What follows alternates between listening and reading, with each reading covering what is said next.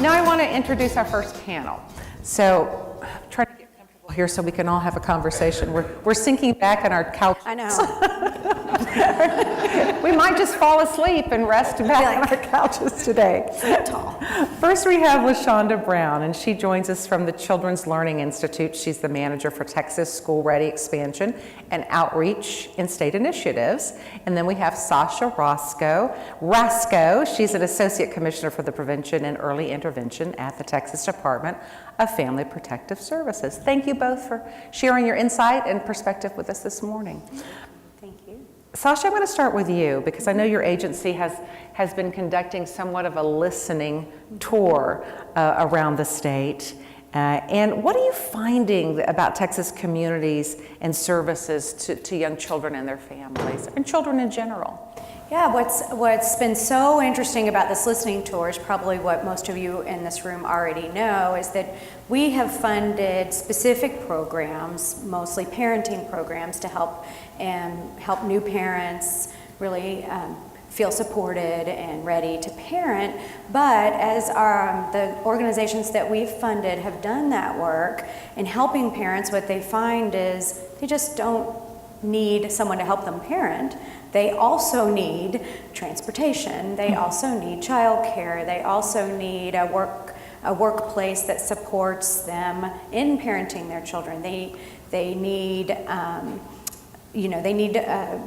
to get to the doctor's office and be able to bring all three of their children, even if Medicaid might only pay for them to bring one of their children. So, what we have, I think, been validated in our approach of funding not just parenting programs, but also supporting the coalition work that would wrap around community resources for families and do the thing that we all want to do, which is support this 0 to 5 development, because that is when the magic is happening. And if we can get those first 3 years right, and we can help parents, not just the children develop, but the parents develop as their parents, you will just have results for not just the lifespan of that child, but for generations of parenting to come.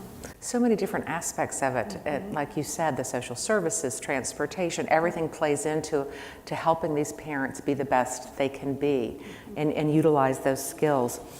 I know that you head up the state's prevention services, so I want to talk about that. Why is prevention so critical to this whole conversation about early childhood development? Well, in our context, we're in the Child Welfare Agency, so I think most people know Child Protective Services, and they hear about foster children, and they hear about the struggles of caring for them in the news. But the reality is that is a legal system that can only intervene and help families after a child has already been abused, and actually legally sometimes abused or neglected enough, like to a certain degree. And so there is, nationally and at the state, a recognition that you can't wait till that point to help a family. And so there will always be a need for CPS. We use a river analogy of like rescuing drowning children from a river. And you will always have a need for rescuers in every community, and the community can get really sophisticated about that, about not just getting the child out of the water, getting the child safe, helping the child heal from the stress and trauma, having the right medical response. But then the community will come along, someone in the community or a group of people will say, I need to travel upriver and figure out why these children are falling in the first place. And I think for us in DFPS, these programs, of course, are programs the legislature has funded us to provide. So there's that. We're doing our job that our elected officials gave us to do, but it's also a way of thinking about solving the problem of childhood adversity, and that we know it's not contained to just abuse and neglect as validated by our colleagues in CPS. Childhood adversity is so much more than that. That is just the tip of an iceberg and one of the worst signs of adversity, but children can really struggle, and their parents struggle in lots of other ways, and as much upriver as we can get to start them off well, we can avoid and prevent not just abuse and neglect, and not just entry into an expensive child welfare system, but juvenile delinquency. We can prevent school discipline issues. We can prevent high school dropouts, or children not being prepared to start school, prepared to leave school, prepared to work. And so it's prevention in the largest sense, but it's also not just prevention of a bad thing, it's promotion of wellness, and it's a promotion of thriving families and children. Is that what's called the whole child approach? I've heard that term before, whole child approach. Could you elaborate on that? Yeah, I mean, I think that's a term used more by our early educator partners, and I think, but it goes, for us, it's children. Something I think about is like the Centers for Disease Control puts out a whole framework they call Essentials for Childhood, and they're trying to change the pediatric mindset that children don't just need their vaccines and to be growing and doing well physically, that one of the essentials for a childhood is a safe, stable, and secure relationship with a caring adult. And it really, we all need that. We need that at every point in our life, and if we don't build a system that takes into account those relationships that children are having with caring adults, whether it's with their parent or whether it's in their quality early care setting. And I know LaShonda's going to talk a lot about promoting that educational relationship between children and their caregivers. We've missed this essential element that children need. So, and one, I think that's what I think about with this whole child. They need to go to the doctor, they need food, they need to feel physically safe, they need to feel loved. And for us, and I think in DFPS, that means we're looking at what some folks call this two-generational approach. It's not just the child, it's who is caring for them and how are they doing and how can we support those people, be it their family members or their caregivers in their early care settings. I know there's some cross-pollination in what you guys do, so feel free to chime in on something that if I'm addressing LaShonda or Sasha, feel free to ask. But I'm going to turn to you now, LaShonda, because I want to talk about the front lines, because you're out there talking to teachers and preschools, and you're seeing everything firsthand. What can you tell us about that? What are you seeing out there on the front lines? Just see a variety of different things out in the field. There are teachers who sometimes don't have access to professional development. Many of them, they range in where they come from. Sometimes it is mothers who've gone back into the workforce. There are young students who may have just graduated from high school. There may be people who just have graduated, just love children and want to work with young children, but don't necessarily have those skills that they need in order to really help children to be this holistic approach. So looking at their social emotional development, their cognitive development, language, fine motor skills, all of this is encompassing and really helps the child to be ready for kindergarten. So I always see statistics that a large percentage of children aren't ready to start kindergarten. What are some of the barriers that are preventing these families from having kindergarten-ready children? I think it's access to quality care. The quality of care across the state varies.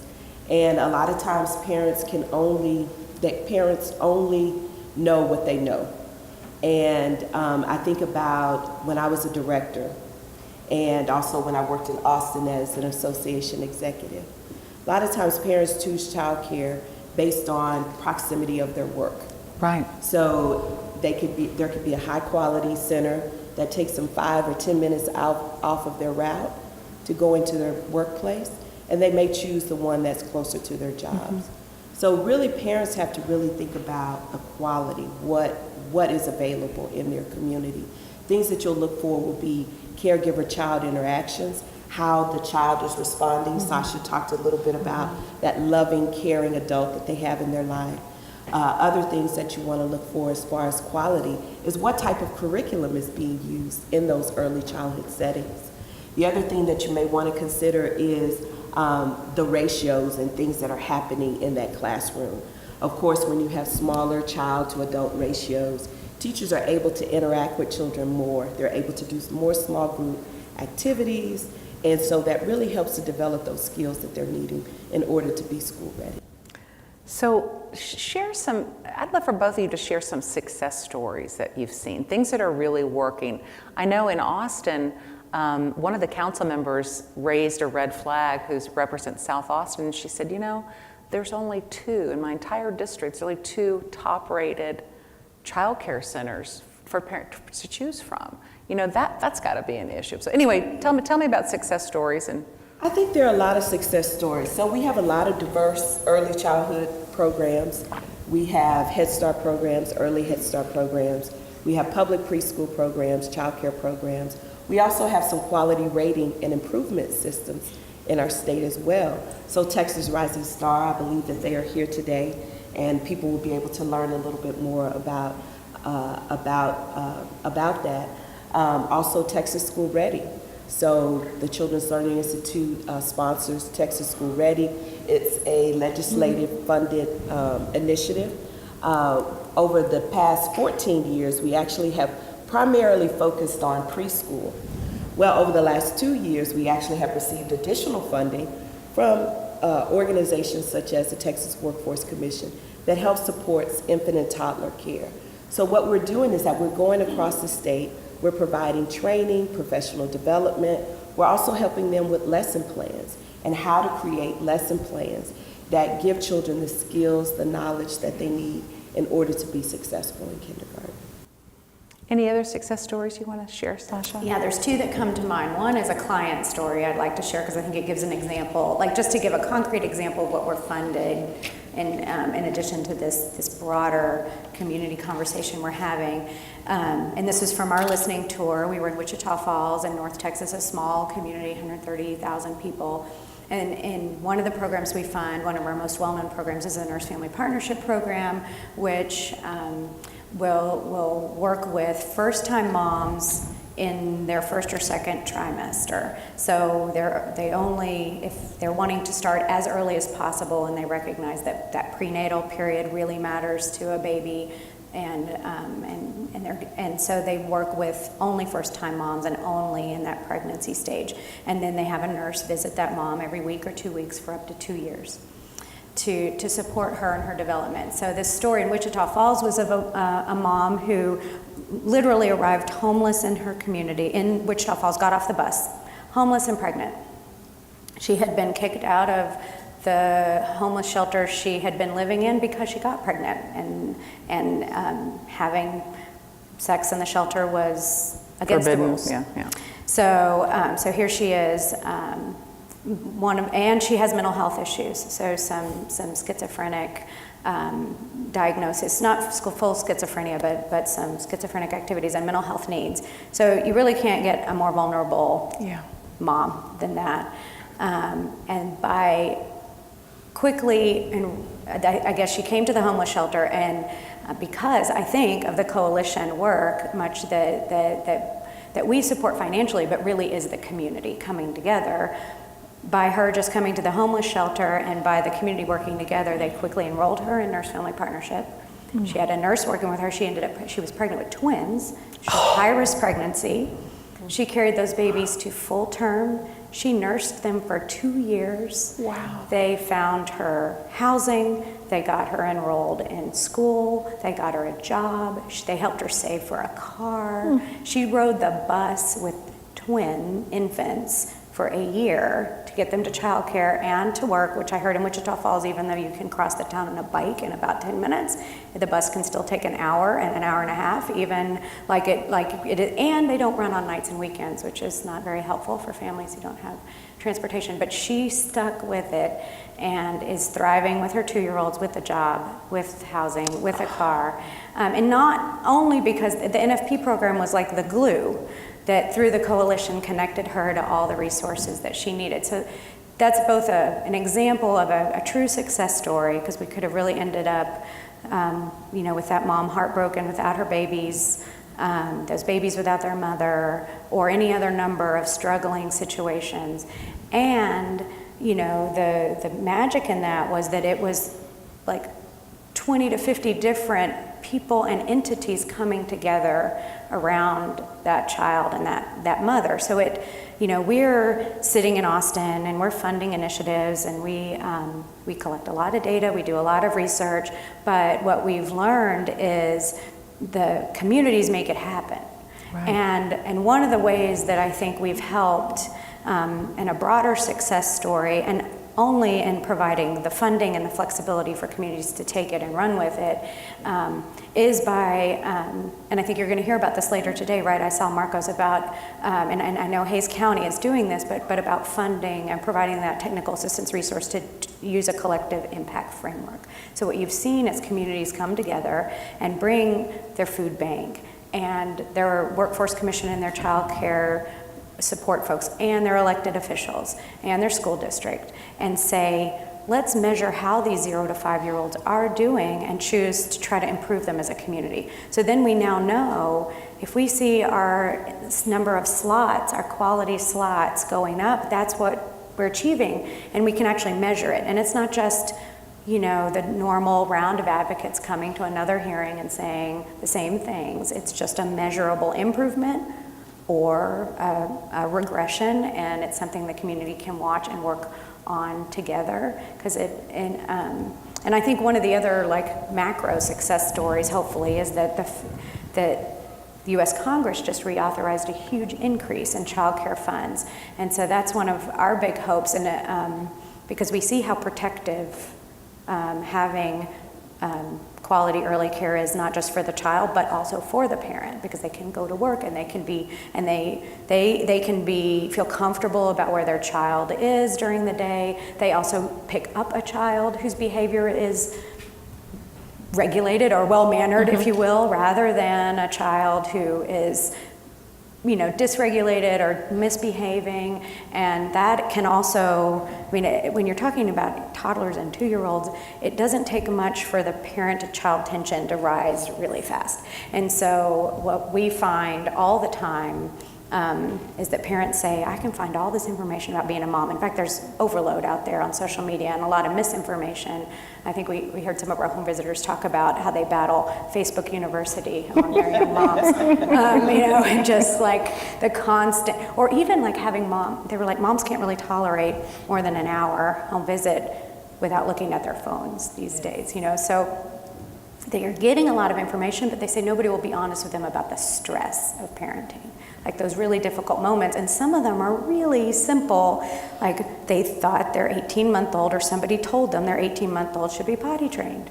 Well, you just set yourself up for a lot of struggle. Oh yeah, or talking or walking at a certain age, and they're all different. Or that they could respond to a 4-point command, go, at 2 years old, they should be able to say, go wash your hands, put up your crayons, and get your shoes on. And a 2-year-old, of course, is I lost you at my name, and then all of a sudden everybody's frustrated. And so there is a lot of low-hanging fruit, actually. And you realize in just creating, not just for new moms, because as everybody in this room can attest to, there's always new moms. You're always telling the same tale about choose quality childcare. Get to know, here's what appropriate expectations are. But people keep having babies, and you keep having to say that's the one certainty. Yes. So it's more creating a community understanding where this is just, and one of the programs we fund, it's not one of our biggest programs, is a program called Triple P, or Positive Parenting Program. I don't know if any of you know it, but it takes that universal population-based approach into account.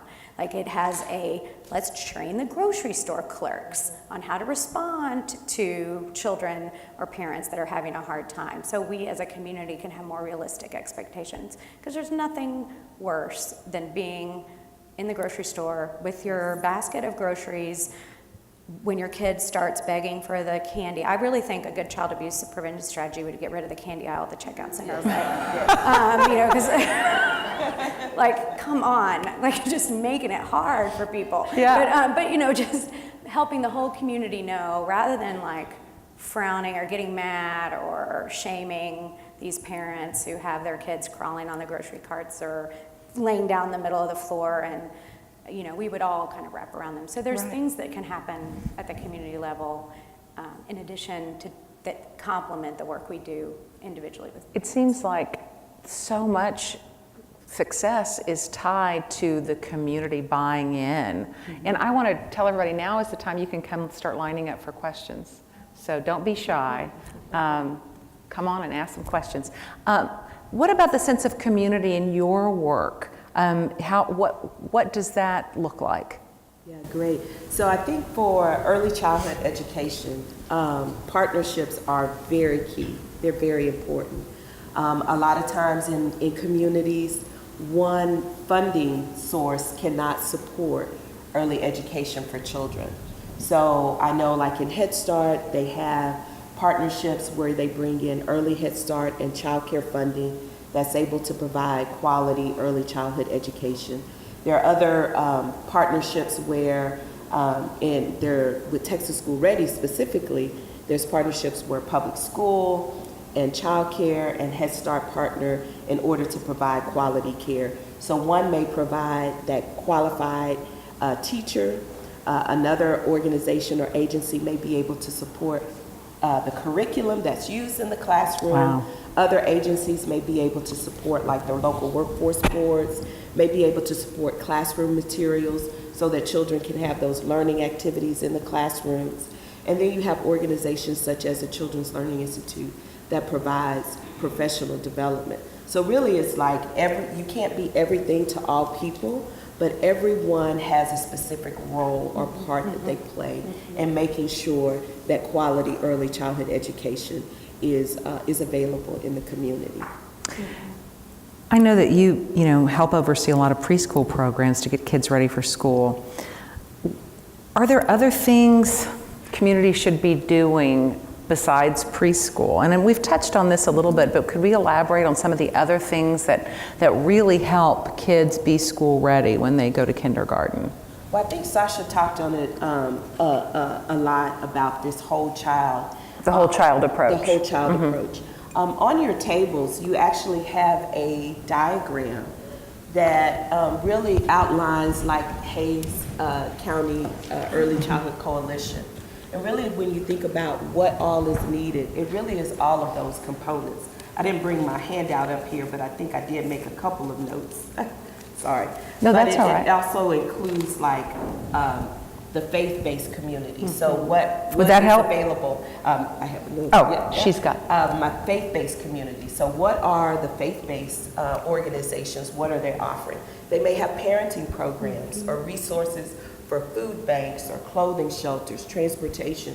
I know during Harvey, there was a lot of community support around from faith-based communities to be able to not only help people that were in need, but also early childhood centers.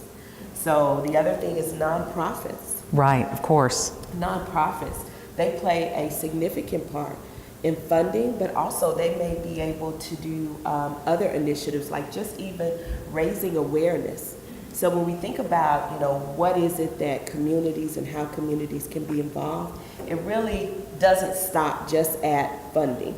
It's raising that community, raising that awareness, finding organizations or leaders in the community, either government or civic leaders, legislators who will be champions, who will carry your cause, who will be there to be able to share what it is that's important about this particular issue. Healthcare, so access to, of course, visits, immunizations, and when I think about public health, and when I was a director at an early childhood center, one of the things that we had to do as part of licensing was to do the screenings. Sasha's old life. My old job. But the hearing and vision screenings, and our parents could not take off work. You imagine having a center of 100 children who needed to have vision and hearing screenings. And so you had 100 parents who needed to take off work.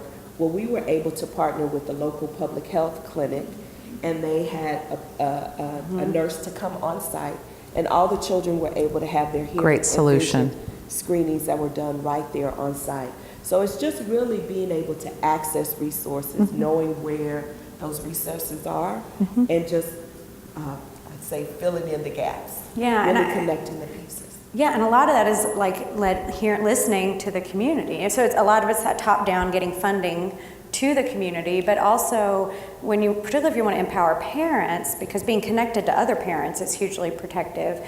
Like, what do they care about? If it's cleaning up a park in their neighborhood, we'll help them do that, because that will just create a sense of community and accomplishment that is also benefits the kids to have a safe place to play. But we hear a lot in lots of communities about there's nowhere for me to go play with my children or enjoy my children, recreate as a family. And so we've had some communities then create like Saturday morning clubs where, and I know public libraries do a lot of this, but just like puppet time, story time, taking stock of those assets in a community and letting the community sort of solve some of those on their own. But I think to LaShonda's point, small things really matter. Co-locating services can make a huge impact. Postpartum depression is something I think we all really worry about, because not because of the sensational stories on really postpartum psychosis, but more just because if a mom is depressed, particularly in that very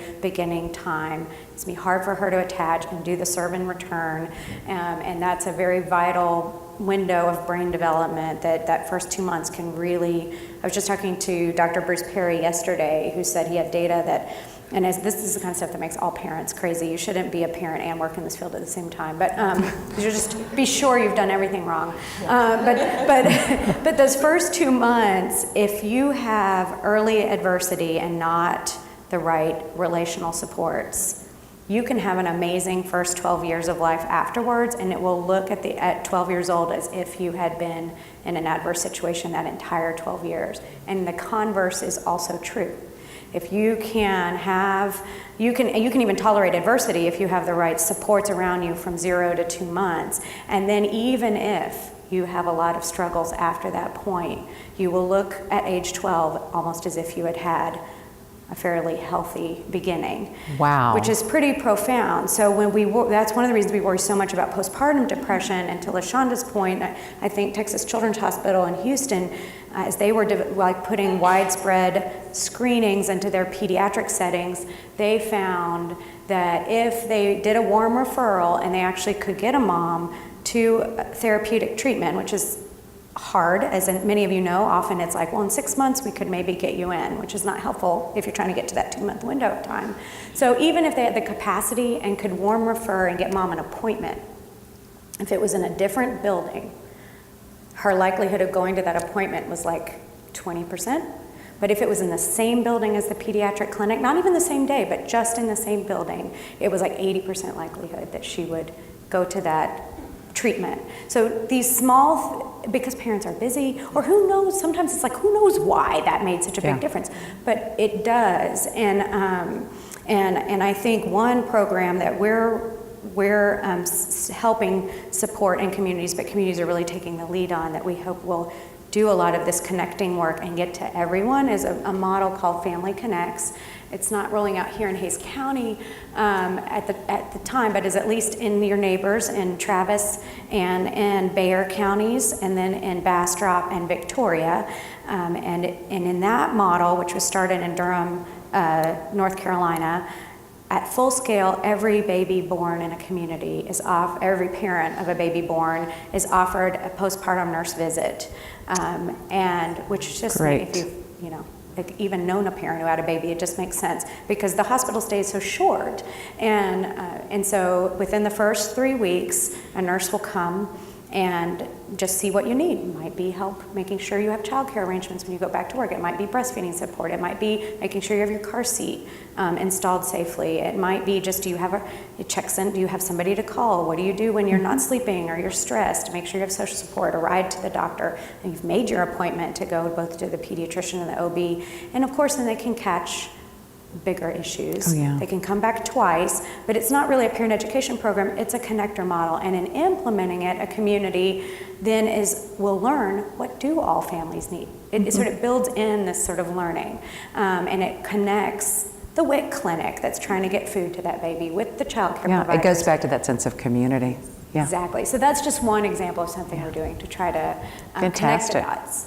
I have such high hopes after hearing about all these programs. We have some audience questions. This is a problem with me. That's all right. Good morning. You already answered, partially answered the question. I think both of you talked about stress. We are all penetrated by the toxic stress, and I think it's very important for all of us to understand how to reflect on it. And I think that reflecting on a diagram, we as the frontline staff know how to deal with it, trying to deal with it. How would you suggest community leaders address stress in young families? And are there examples of other communities, any actions that were taken that helped frontline providers connected within the community to deal with stress? Great question. That's a really great question.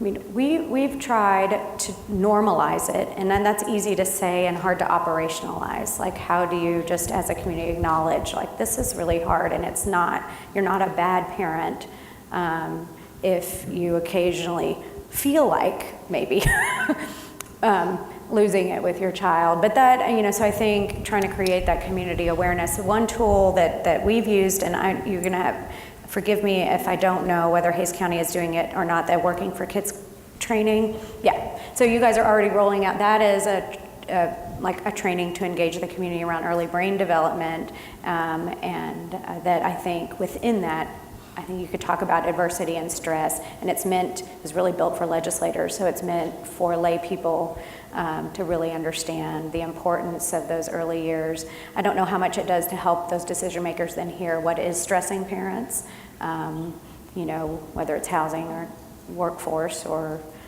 issues or just their kids, but. Another question.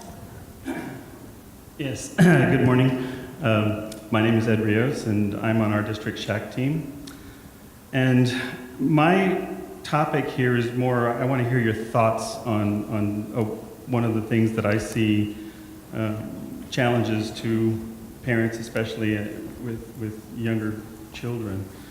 And that's really goes to, you've touched on a little bit of it with the, you know, parenting skills, educating parents with, you know, with parenting skills. And in particular, part of those parenting skills around parental engagement, particularly with the fact I work for a company that does a lot of edutainment and entertainment for kids of all levels. And, you know, a lot of these younger parents are part of the Nintendo generation. Mm-hmm. So they grew up with portable entertainment. And so, you know, what I see now more and more is that this becomes the engagement model for a lot of our kids growing up today.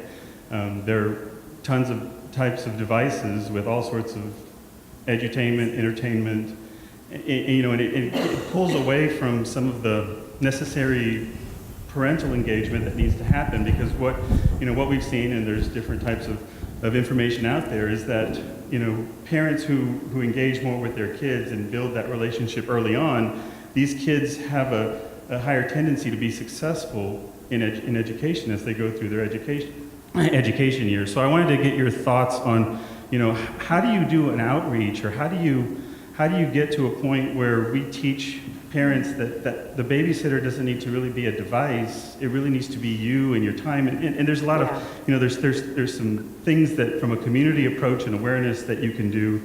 I'm curious about types of outreach ideas, and I've heard a few things that might fall into that. But you know, in particular, because it's hard to find a solution, the socioeconomic pressures that a lot of younger parents especially have. So I'm just curious from a topic perspective what your thoughts are. Yeah, I can share just a little bit of the things that the Children's Learning Institute has done over the years. Wonderful. So we really look at, and we certainly appreciate that question about the technology, and know in our age how, you know, there's this challenge with technology. One of the things or the approach we've taken at the Children's Learning Institute is we've developed, we have committed to parent engagement, parent activities. These are activities using common household items that parents would find around their home in order to engage in intentional activities. So we've created over 300 activities where parents can use these household items. They can teach cognitive skills, they can work on language skills, and it even provides them a little small script And we even have some video clips that I can actually see these activities in motion. There are other programs, Ready Rosie, and that's another program where you can use everyday opportunities where parents are in the cars, they're talking about things that they see like around as they're driving, even when they're in grocery stores, labeling things like the fruit that they see or the colors. And I think I even saw one ad council program. I'm drawing a blank right now, but I'll have to think about that and maybe bring it back. But it really is talking about how you can just integrate these interactions just in daily, everyday, normal routines. And I think that's the key, is really being intentional, parents being intentional about engaging with children. There are 1,900 days approximately from the time a child is born to they enter kindergarten. And so really it's very important to make every interaction, every one, each and every one of those 1,900 days count. And putting down the phone. You know, it bothers me when I go to the playground, you know, with other kids, you know, friends' children, and all the parents are on their phone. It's like, you should be interacting. This is special time. You shouldn't be paying attention to a device. I think, and I would just echo what she's saying about trying to, like, from a direct approach, just educating parents through the normal interactions about what are age appropriate, what are appropriate ways to interact with your kid, and promoting those healthy activities. But I also think some of it is understanding perhaps what is the stress that parents are dealing with, that's the way in which they're coping with their stress. If it's really about parents and children being disengaged, or because they're both on technologies. We hear a lot of parents worried about their kids and technology, so I think it's at least like a multi-sector thing, helping parents manage their children's use of technology, helping parents manage their own use of technology, and I don't think anybody really has the answer. Everybody definitely knows there's lots of concern, and one of the ways I would tackle it if it were one of our top issues, and we don't have enough data, I think, right now to know that that's exactly an impact in a big way. I mean, common sense would tell you it would, but is really to take a public health approach, just like we were able to get children wearing their bicycle helmets. We got people to put on seatbelts. Right. It wouldn't, I wouldn't rush out, and this is things we've learned over time, rush out to an ad campaign and say, get off your phones. It would be much more thoughtful, the way, you would do a lot of focus groups with parents. You would hear what would resonate with them. But I think as a society, we are probably getting to that point where we do really want to think about what is our message around how we're using these devices? How are we going to manage our children's use of them? I've even heard conversations about parents starting to think about, or pleading with smartphone companies to help them, because parents on their own can't battle it. Like, help us with either software or That would be great. So That's that community. Everybody's buying into the idea. Right, Yeah. and so I think you're right. It's both about talking to parents individually, and then it's about what would we want the takeaway message that everybody would hear that could really change behavior. Wonderful. Try to get in all of our Yes. audience questions. Yeah. Hi, good morning. I am Jennifer Ahrens, and I'm here from Texas State, and I appreciate your comments so far about the coalition. We do a lot of work with fine and gross motor skills, and currently the data suggests that fine motor skills lead to school readiness. And we've done a lot of work so far with fine motor skills here in San Marcos with the early childhood community. So I guess my question is, you talk about whole child and fine motor, and school readiness is one of your goals. What do you guys do, or what are your thoughts on inclusion of fine motor within the coalition? Well, I'll just say most of the home visiting work that we're funding, which is our primary method of supporting, but between that and supporting the coalition work, that's our primary method of supporting this early childhood space. Almost all of them in their curriculums address every child's aspect of development. So I just went on a ride along with a parents as teachers home visit a couple of weeks ago, and she just sat down with the 2-year-old and the mom and had just to LaShonda's point, a Tupperware full of dry kidney beans, and had hidden, all the toys in it, and was talking to the mom about all the reasons why that was a very age-appropriate activity and promoted fine motor skills and promoted. So that, I mean, that's just like a concrete example that it's built into the curriculums, and because they all take that whole child aspect into the parent education component. Yeah, I don't know if I can speak for the coalition, but I do know that fine motor skills and fine motor development is part of our commitment in early childhood. We look at it both for infants and toddlers and also preschool with the early learning guidelines. So definitely those are domains of learning that curriculum does include fine and gross motor development. Great. Next question. Hi, my name is Benjamin Grijalva. I'm the bilingual director here in San Marcos CISD. And I'm looking at this question that it's more from the structures perspective. So can you share with us or maybe give us like a little bit of insight in the way your agencies support parents who speak other languages? Good. Yes, certainly. So all of the resources that we have on CLI Engage, particularly our parent resources, activities for parents and also for the teachers that they use in classroom to support lessons, they are in English and in Spanish. And so we are very committed to ensuring that dual language learners, that they have the resources, teachers have the resources. We actually have two programs that are very specific for bilingual children and Spanish-speaking children.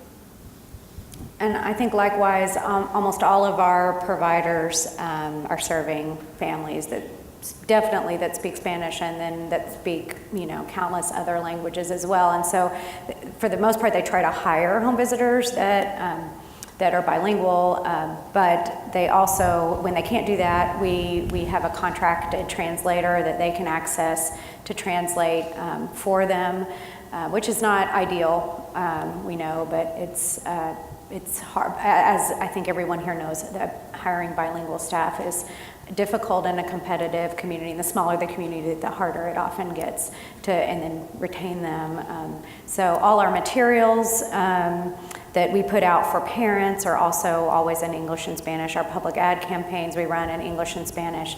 We also, when we do focus group work to better understand parents, we always conduct focus groups in English and Spanish. So I think we have our Spanish-speaking population very well covered. I know when I was over childcare licensing, we also published everything in Vietnamese. That was our third highest volume language, particularly in Southeast Texas. But so we're not in our work. We're still just in a two-language system, and then we have lots of communities that serve high refugee populations, and I'm sure the same is true. I don't know where you went, but in the school district, you probably have 20, 25 different languages at any given time you're trying to accommodate.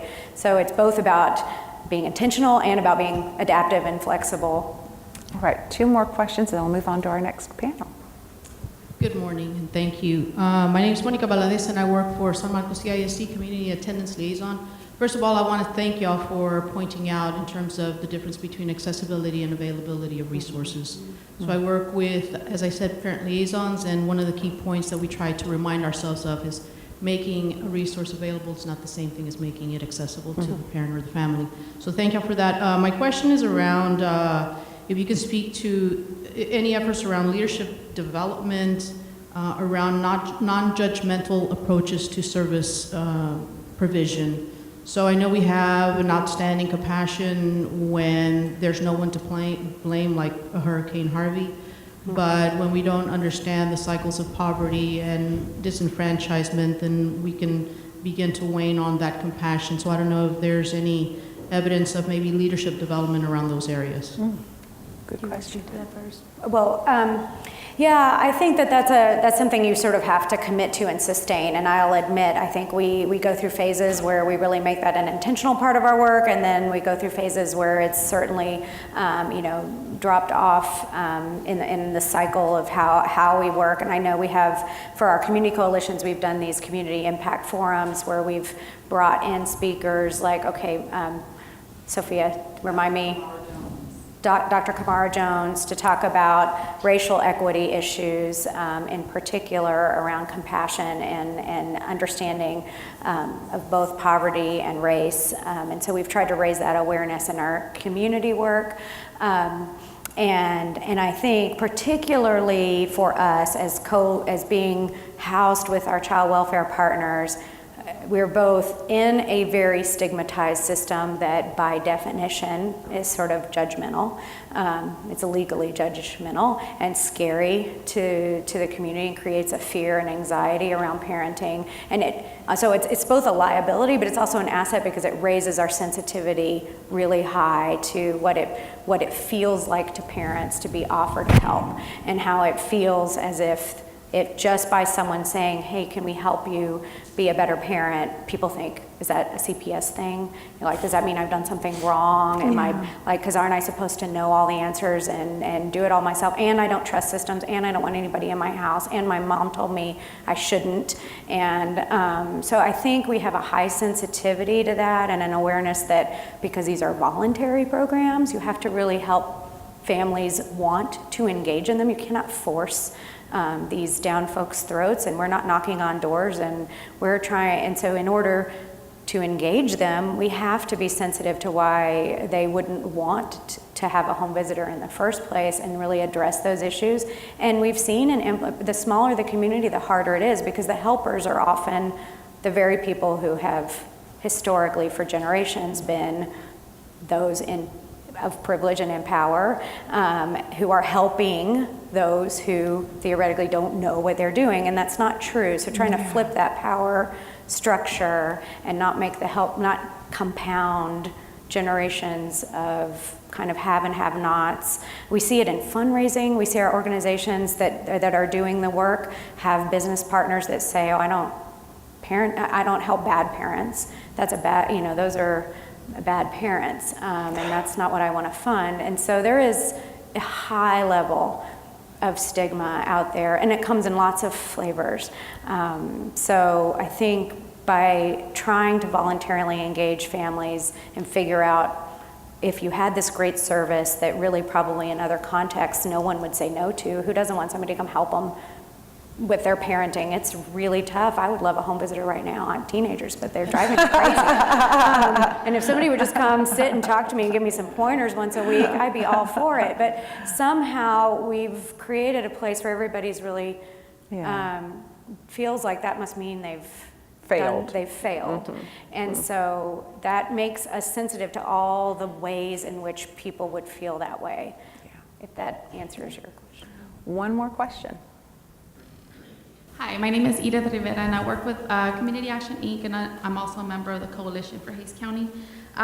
First, I do want to thank you for bringing up the concept of, or the struggle of a parent getting through the checkout lane. I think that's the true parenting test. It's real. To get through that. So I come with more of a personal versus professional question. Having worked with the Head Start program and working with the Texas Home Visiting, everything, the knowledge and that I've learned about early childhood then goes on to my personal piece of personally how I take that into consideration with my own kids. But then it comes to the child care. I feel that a lot of the resources when it comes to quality child care is provided for low income for reasons we already know, and then also high income. But the middle class kind of gets left off. So it's sometimes the struggle of the frustration of I have to leave my child when I know that this is not quality, when I know that they deserve a little bit more of what they're getting. But at the same time, the understanding that it is a business, so they do have to consider of like, how are we gonna make sure we stay afloat? So as on the professional level, like tips or resources that we can then take to help our community learn more about early childhood, especially when it comes to middle class. I can talk a little bit about that. Last year, the Texas Workforce Commission actually supported funding for the Children's Learning Institute to create more professional development, access to activities and parent information specifically for those who were middle income, because as you said, a lot of services are available to low-income families, low-income childcare, but then you have those middle class or middle income early childhood centers that just don't have access to those resources. So in our efforts with our outreach and expansion, we continue to go across the state and share the resources that are available for them through CLI Engage. And so again, that'll help like with teacher-child interaction. It'll help them with their lesson plans. It even provides some just basic information about what's appropriate for children at the different developmental stages of early learning guidelines training, which includes the infant and toddler and also our preschool program. Mm-hmm. And I would say too, I'm back when LaShonda and I worked much more closely together because I was on the regulatory side, I remember talking about a campaign to raise the awareness for parents to choose quality care, and someone wisely said, don't raise the awareness and then they can't find it, because then that'll just make parents feel terrible. So you also, and I think that's a really fine balance. You have to have the demand before the business side is going to meet the demand, but you also don't want parents to drop who don't have a choice, who don't have in their community access to high quality care, to be in a position of feeling highly anxious about where they're leaving their children every day too. So I think that's a real difficult place for a community to be in, because I will say, I wouldn't have said this before in my early care world, but from a child welfare perspective, I still think that child is better off in a not so high quality setting with mom at work than otherwise. And so it is very much what LaShonda's saying, just about meeting those childcare centers where they are, meeting those families where they are, being in the community and having ways to build them up. This has been wonderful. We want to thank you both for your expertise and insight. LaShonda Brown, Sasha Roscoe, and I have to say, when LaShonda stands up, you got to check out her shoes because they're pretty darn cool. Yeah. Thank you both so much.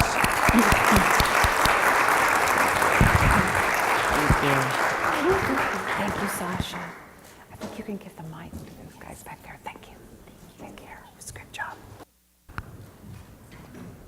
So we're going to plug away here, and the next thing we want to do is show you a videotape. A 2016 assessment of Hays County kindergartners is helping to inform community leaders about what needs kids have before they enter school. We've been talking a lot about this morning already. So we want to take a look at one of the programs that was developed by the Community Action Incorporated of Central Texas. Take a look. In 2012, I began working with Community Action as a family advocate for Head Start, and then I was able to, in 2015, transition into a coordinator role with this new home visiting grant and supervising 8 parent educators that serve the Hays County area. One of the things that we were able to do with this Texas Home Visiting Hays County grant was to expand into systems level work, and we did this by establishing an early childhood coalition of Hays County. And alongside the Commission on Children and Youth, we are looking strategically at kindergarten readiness. And one of the things that we were able to do early on to inform our work was an assessment called the Early Development Instrument. All the children in Hays CISD and San Marcos CISD who were in kindergarten in the 2016-2017 school year were assessed with this early development instrument, and so we have community level data about kindergarten readiness for this particular cohort of children.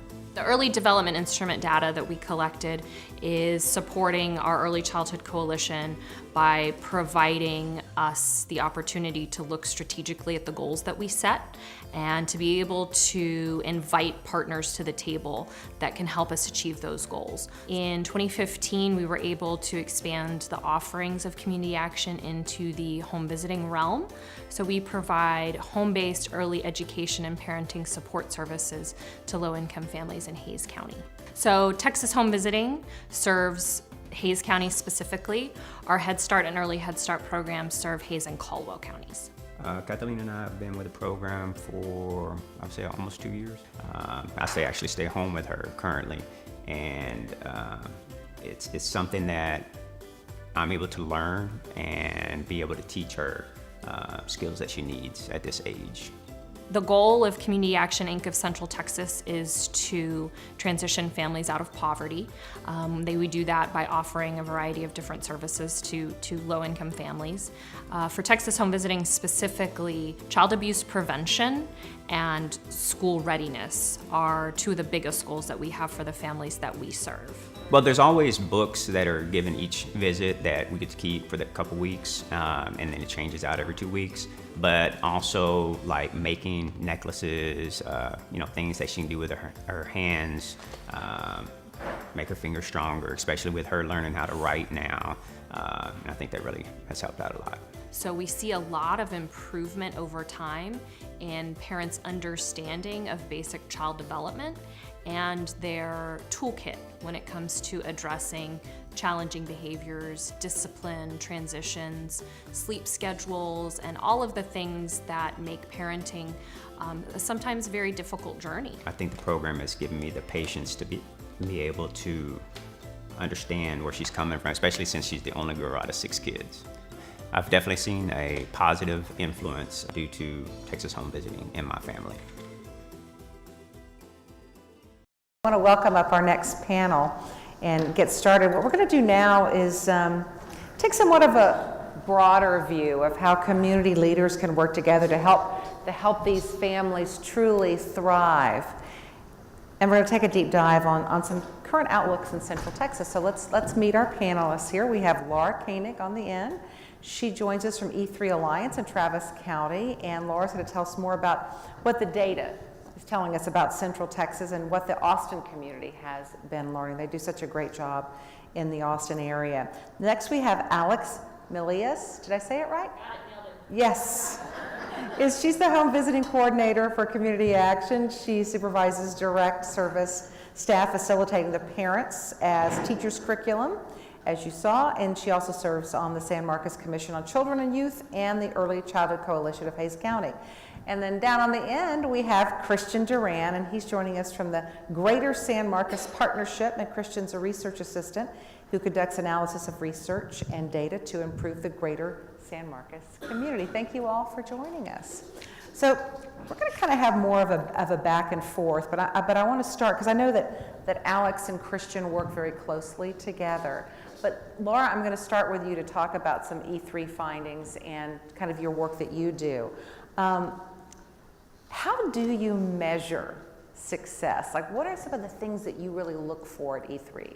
Well, at E3 Alliance, we actually convened a collaboration. So one of the things that we do is transform the region and education through data.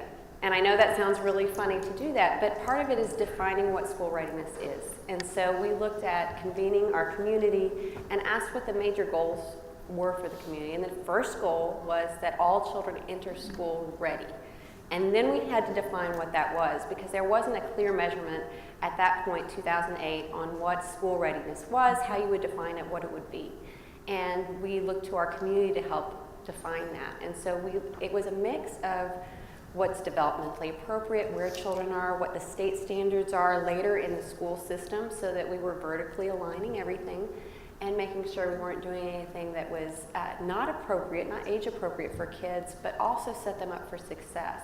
And so it was an 18-month process that we created a new kindergarten readiness standard for our Central Texas area, which includes Hays County and the 5-county region around Travis County, to really look at what school readiness was. But it included social emotional development, those soft skills that people think about in terms of, okay, how do you relate to peers? How's your self-regulation? And you think about that in terms of how do kids really, how are they able to function in a group setting? And are they able to really benefit from group instruction rather than individual one-on-one instruction? And that was a big part of being ready for school, was being able to just feel comfortable in a group setting and know how to navigate the social aspects of it so they could get on to emerging literacy, emerging math. Those were the things our school district said, this is really important. We have to have this in there. This is what the state holds us accountable for. So we can't not have it, but what do those skills look like for those itty-bitty kindergartners coming in, and how do you assess it? So this coalition really kind of helped you set those priorities. Definitely, because the most important thing about the measurement was that if it went up or down, we needed our community to respond with resources to help those children. Because what you have to realize is that kindergarten readiness is a really late stage indicator of a child's health and mental health and community support and development. It's all wrapped out in that one thing. And so if a child comes to school and they're not ready, it's our responsibility to respond to that by offering supports not only for that child now that they're in the school system, but as an indicator of our entire system if many children are coming to our schools not ready. That's an indicator of our own community health and how are we supporting that readiness. So what are the ways that the community can support? What is the community doing to support this effort? The community is doing a lot. There are concerted efforts all around Central Texas and looking at them. And I'm going to go through a little bit of the data really quickly because I like the conversation that we're having. I think it's important to understand that we really changed as a region. This is the E3 area that we collect data on. So when I talk about Central Texas data, this is our definition of Central Texas, and there's a map on the board for anybody who's following along at home. Data.e3alliance.org has this information. There are interactive maps in the map room to get a sense of change. But I want to say that our community has changed a lot. We've gotten a higher percentage of our low-income students in the school population. We see a big change in terms of Texas and Central Texas and low-income students coming into our region, and our English language learner population, that's what ELL is, has increased by 40%.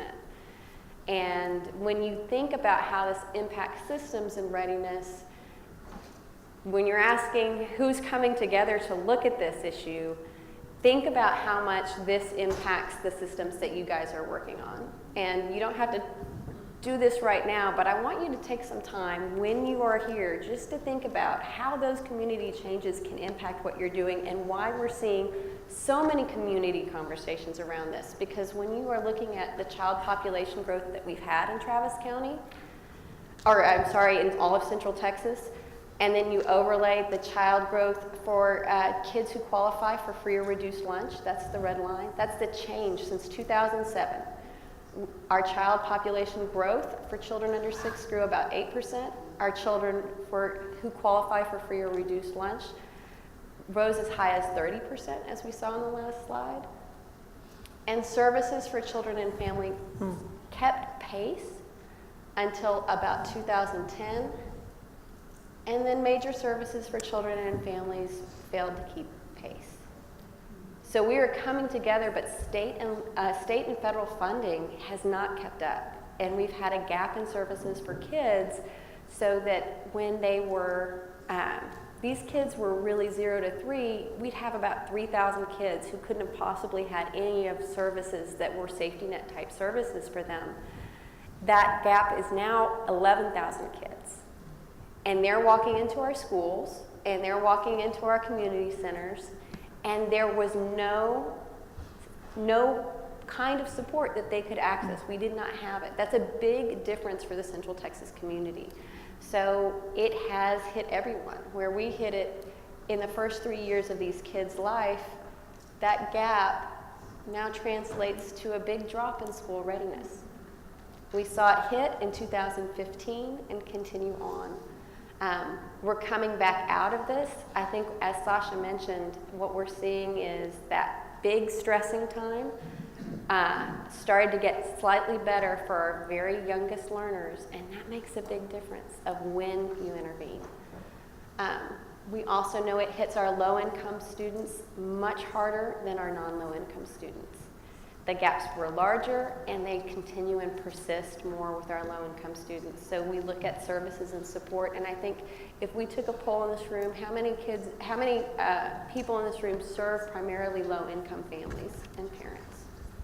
So there are a lot of hands going up in that room because this is where we see the need, and we look in terms of focusing on things. We know that pre-K, any type of childcare, any type of pre-K service increases the odds that kids would be ready for school. And so a lot of folks in this room offer pre-K programs, either it be Head Start, private childcare, or public school pre-K, which is an intervention program for children who are at risk of not being school ready. And what we see is it's a great intervention. It increases the odds that our kids are ready for school by up to 4 times in some cases. And that's on overall readiness, alert, emerging literacy and numeracy, language and communication, and social emotional readiness. We also know that readiness persists. The idea that kids walk into the school ready for kindergarten also means that they are far more likely to pass their STAR test at 3rd grade in reading and math. And this is important because some people will tell you the effects of kindergarten readiness or a pre-K experience might fade away. In our Texas schools, we do not see it fading away. We see it being the major indicator of whether a child will pass a STAR assessment in 3rd grade, be on grade level at 3rd grade, which all the research tells us that is how they're going to come out of poverty, is that educational attainment. So people are working on this because it's important. We're focusing on the drop, and there are a lot of efforts. One, and this was a long way of getting here, was early childhood results count, which was really looking at bringing more health and mental health folks on board to look at those systems before kids start school. And the recommendations are not going to be surprising, and that's what I think a lot of people here are working on, is one, to look earlier. That we are starting our interventions way too late with families. If we were waiting for them to walk in the door at a preschool program or waiting for them to walk in the door at kindergarten, there's so much we could do to help that family stay on track and that child really benefit from all the services that they could get if we started earlier. The other is we have work to do. We could increase the efficacy of our current programs if we really get into a mindset of looking at what works and helping families and talking with families about what works for them. And that, in terms of it, the state only pays for a half-day pre-K program for children who are at risk. We saw that persistent gap in school readiness for our low-income kids. Kids do much better when they're in a high-quality, full-day pre-K program. And parents do much better, too, because they're more likely to be able to work.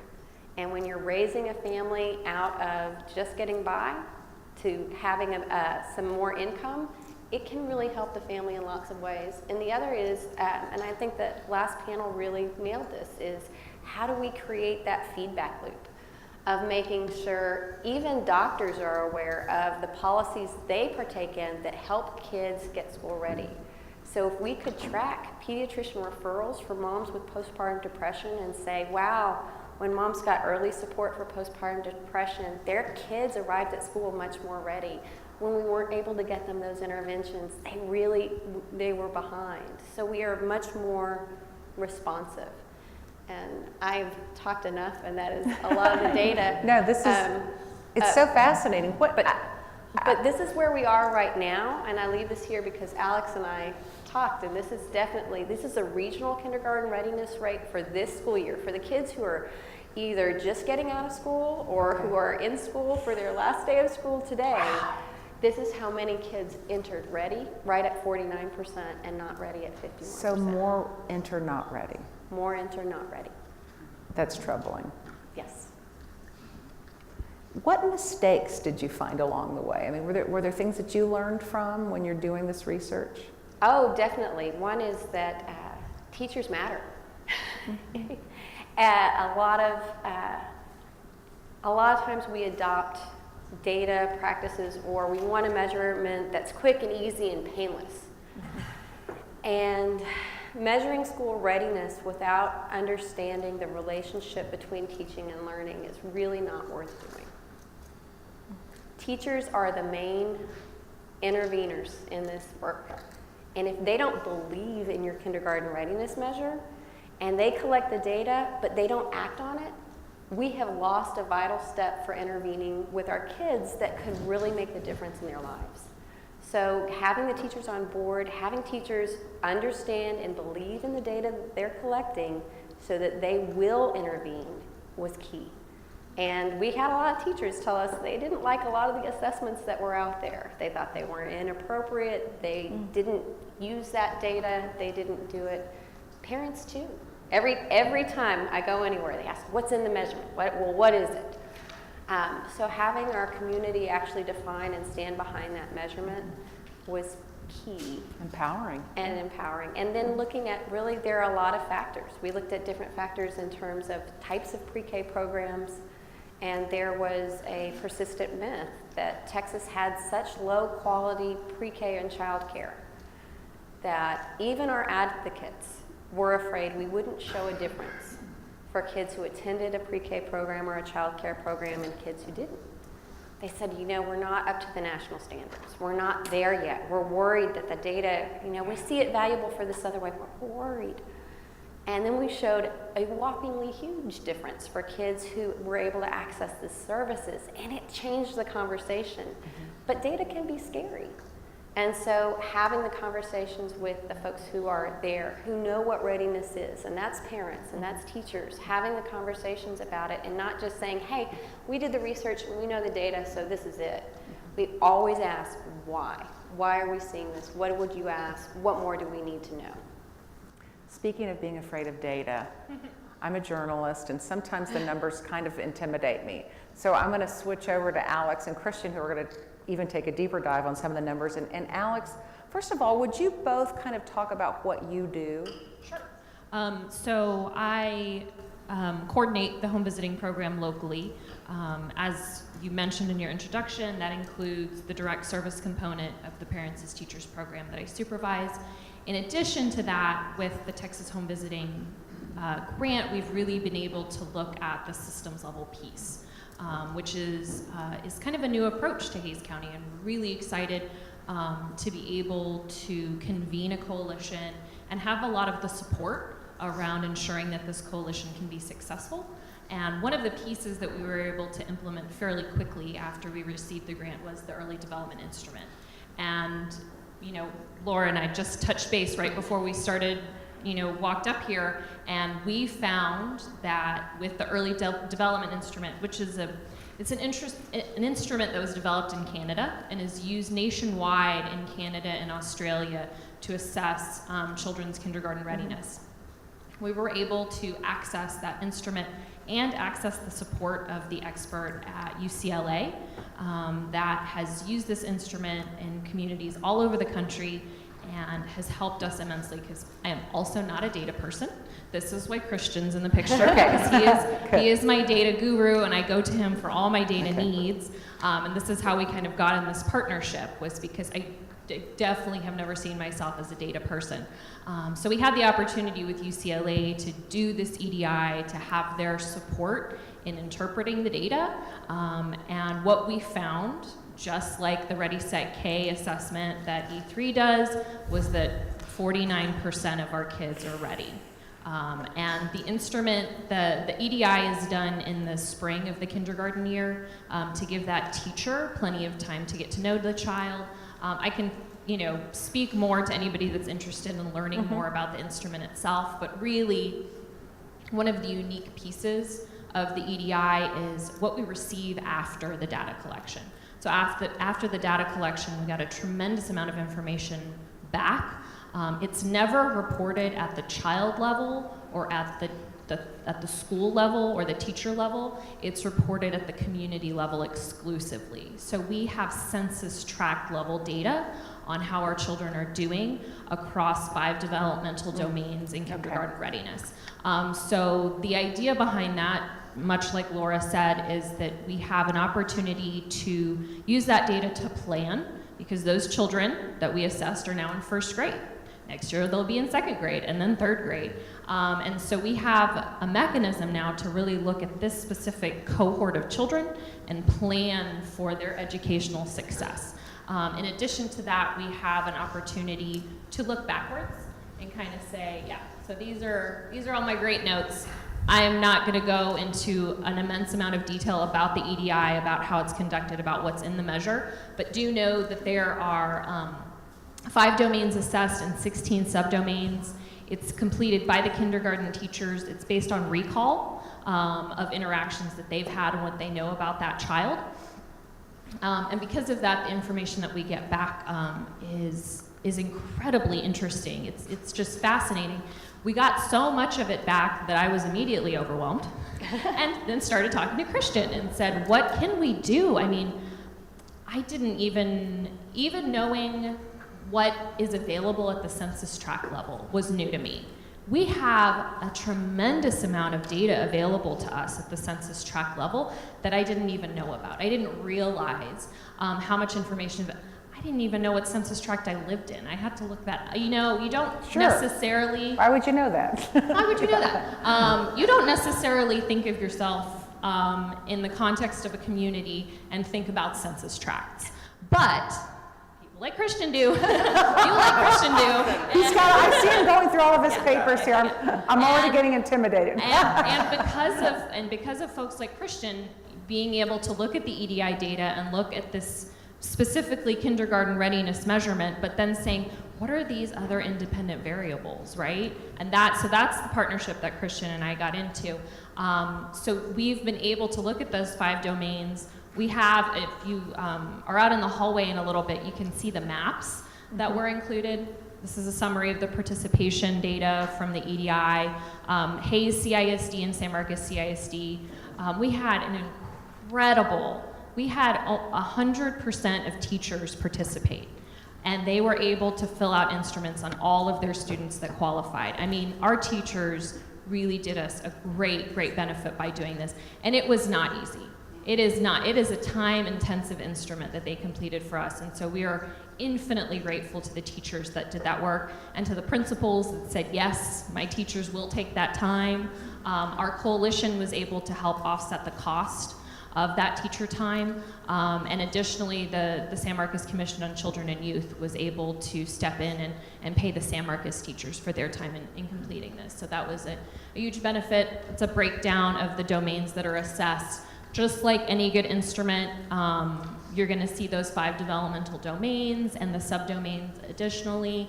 This is kind of an overview of the language of the EDI, vulnerable, at risk, on track. So our on track students, that's that 49%.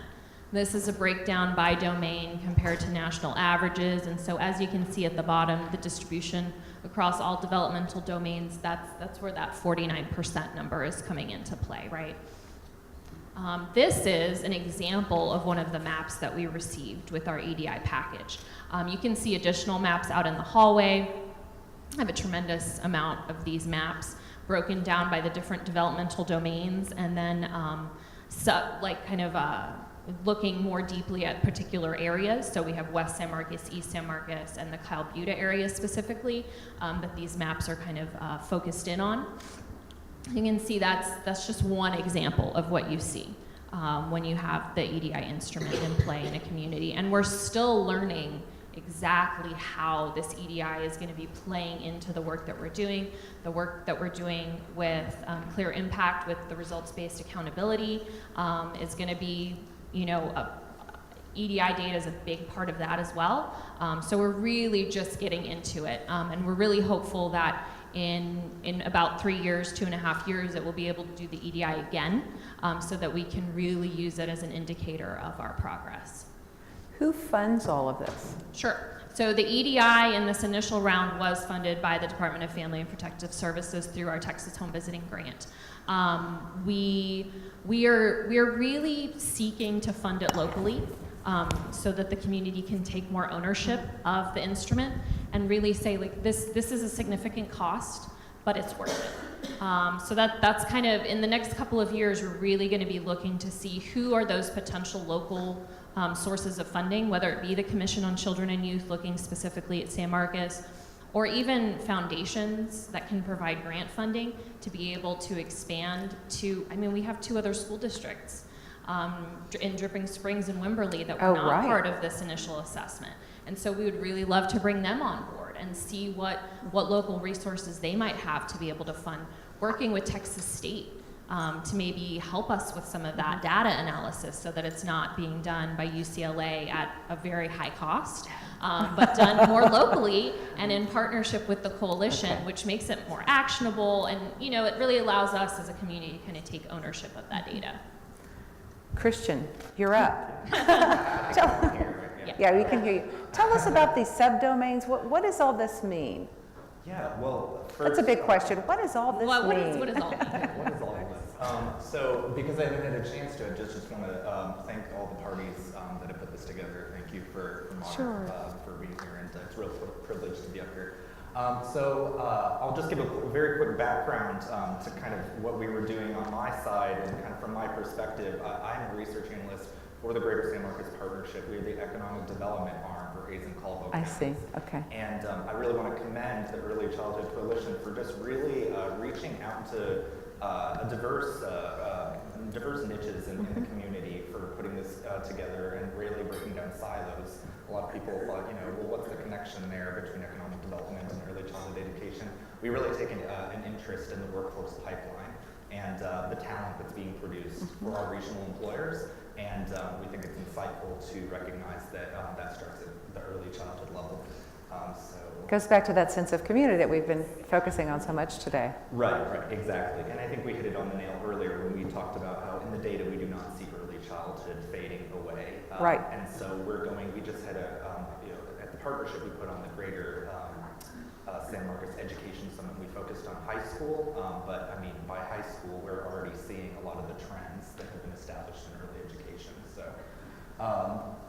that's kind of how I ended up meeting Alex through the Early Childhood Coalition and how this came together. But I will kind of go into the weeds. I guess I might be the only super data nerd on here. I think you. Oh, Laura might give you a run for your money. Okay, so it's about half and half. But no, so I won't get too into the weeds, and I know we're kind of pressed on time, but just a quick background. The methodology for the analysis that we did, I was aware that we do have access to very detailed census tract level data, and we petitioned our fellow coalition members to help us put together some independent variables, and Alex and I talked, and these are the independent variables that we analyzed.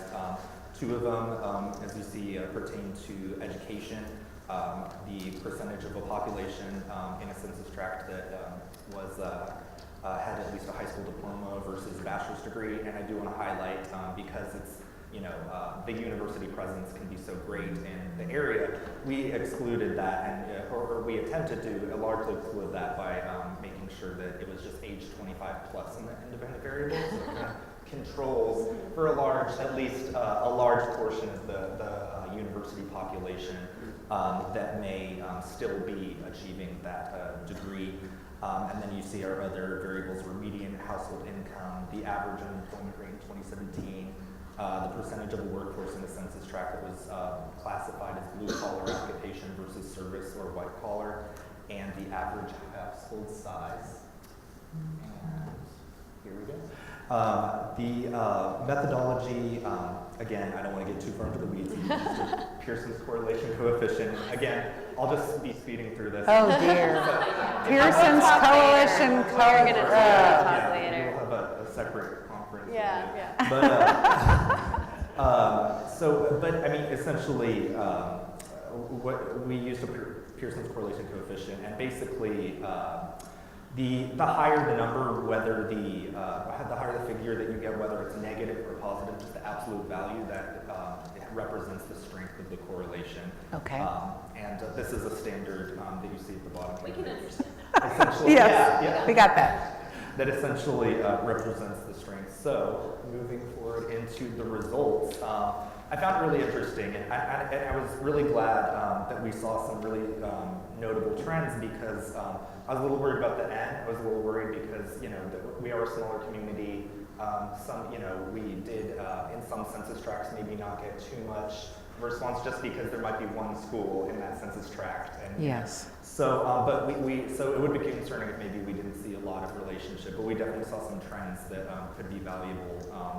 And among the 5 EDI domains, emotional maturity, vulnerability exhibited the strongest relationship with 5 of the 6 independent variables. So as we went along, what we continued to see was emotional vulnerability showed the strongest relationships. So if you see at the top here, we have these two variables. We have high school diploma or higher concentration, bachelor's degree, higher concentration. I'm sorry, I'm kind of twisting around here, but we have a strong correlation with emotional maturity, vulnerability, and that was the strongest correlation, actually not just within these independent variables, but overall. So emotional maturity, we saw the strongest correlation among any of the domains with median household income, with average unemployment rate, with blue-collar service worker occupation proportion. The only one where we did not see a strong correlation was average household size, although there was a weak correlation there shown with the social competence domain. Analyzing it from the other side, we did see, and I'm going to back up a little here because this is a point I wanted to make sure to make because I thought it was interesting. Alex educated me because I'm not, privy to the scholarly literature, but that overall you see income and education as being top variables that will affect early childhood outcomes. And I was curious, do we see that a continuation in San Marcos? We definitely do when it comes to education, but a little less when it comes to income. There was a little bit less of a correlation. We saw a weak correlation with median household income. Again, this is kind of just an analysis of the data, and there's many, conclusions you can make. Yeah, of different this. interpretations. Yeah, so there's a lot, you could have a whole conversation about what does this mean, but this is just what we saw. So, this is all, something that can be emailed to people who really want to dive into the results that we found, but those are just a few of the highlights that I wanted to share. I'm going to have No, to jump in. no, please dive. I think you guys should just have a conversation.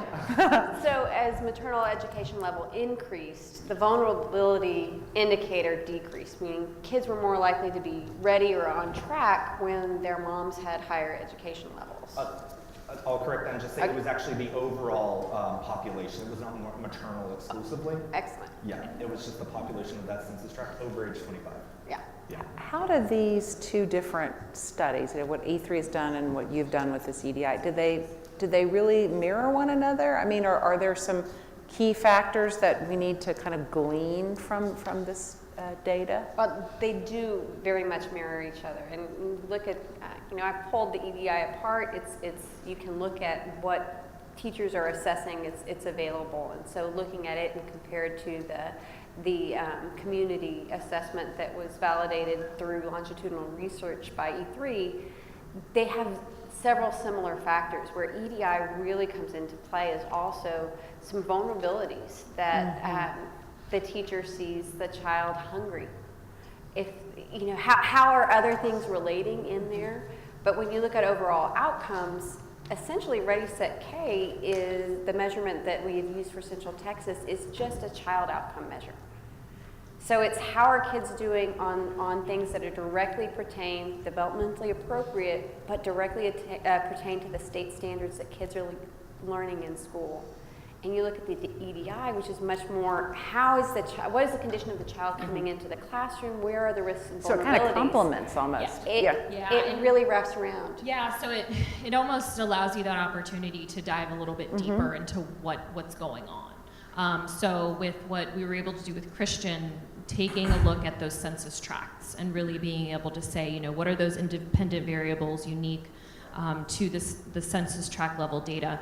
Additionally, part of the EDI is that we do have all this subdomain data.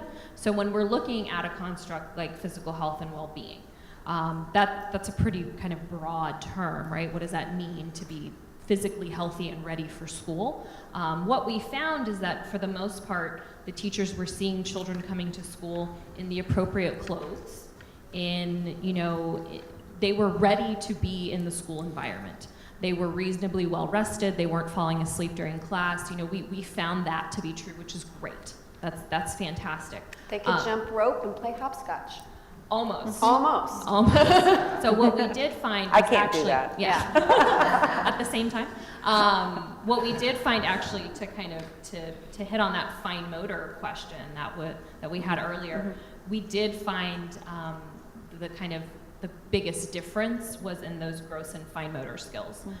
So only 46% of our incoming kindergartners were ready in that gross and fine motor domain. And that's things like, can they hold a pen or a crayon or a paintbrush? Can they manipulate small objects? Can they climb stairs independently? Do they have a sustained level of energy throughout the day? Those were the kind of questions that were asked in that gross and fine motor subdomain, and what we found was that our kids were not as ready there. And so that's work that can be done. That's work that can be done in pre-K, but honestly work that needs to be done starting at birth, starting in the prenatal period, having these conversations about what kind of environments we need to have, both in our child care facilities and in the home environment where children are spending so much time, which is why this work is so complementary to the work of a home visiting program, because we're able to deliver that to a family's home.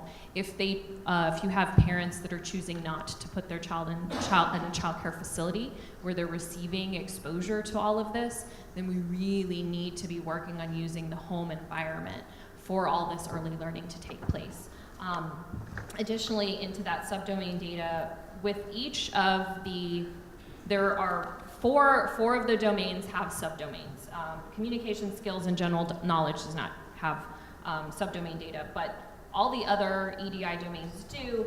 And for 3 of the domains, there was one subdomain that was just alarmingly disproportionate in children being ready. And so for physical health and well-being, it was that gross and fine motor skills that I mentioned. For social competence, it was overall competence with peers. 42% of our children were ready to be in a kindergarten environment and be socially competent with their peers. Those were things like getting along with their classmates, working cooperatively, being able to play with other kids.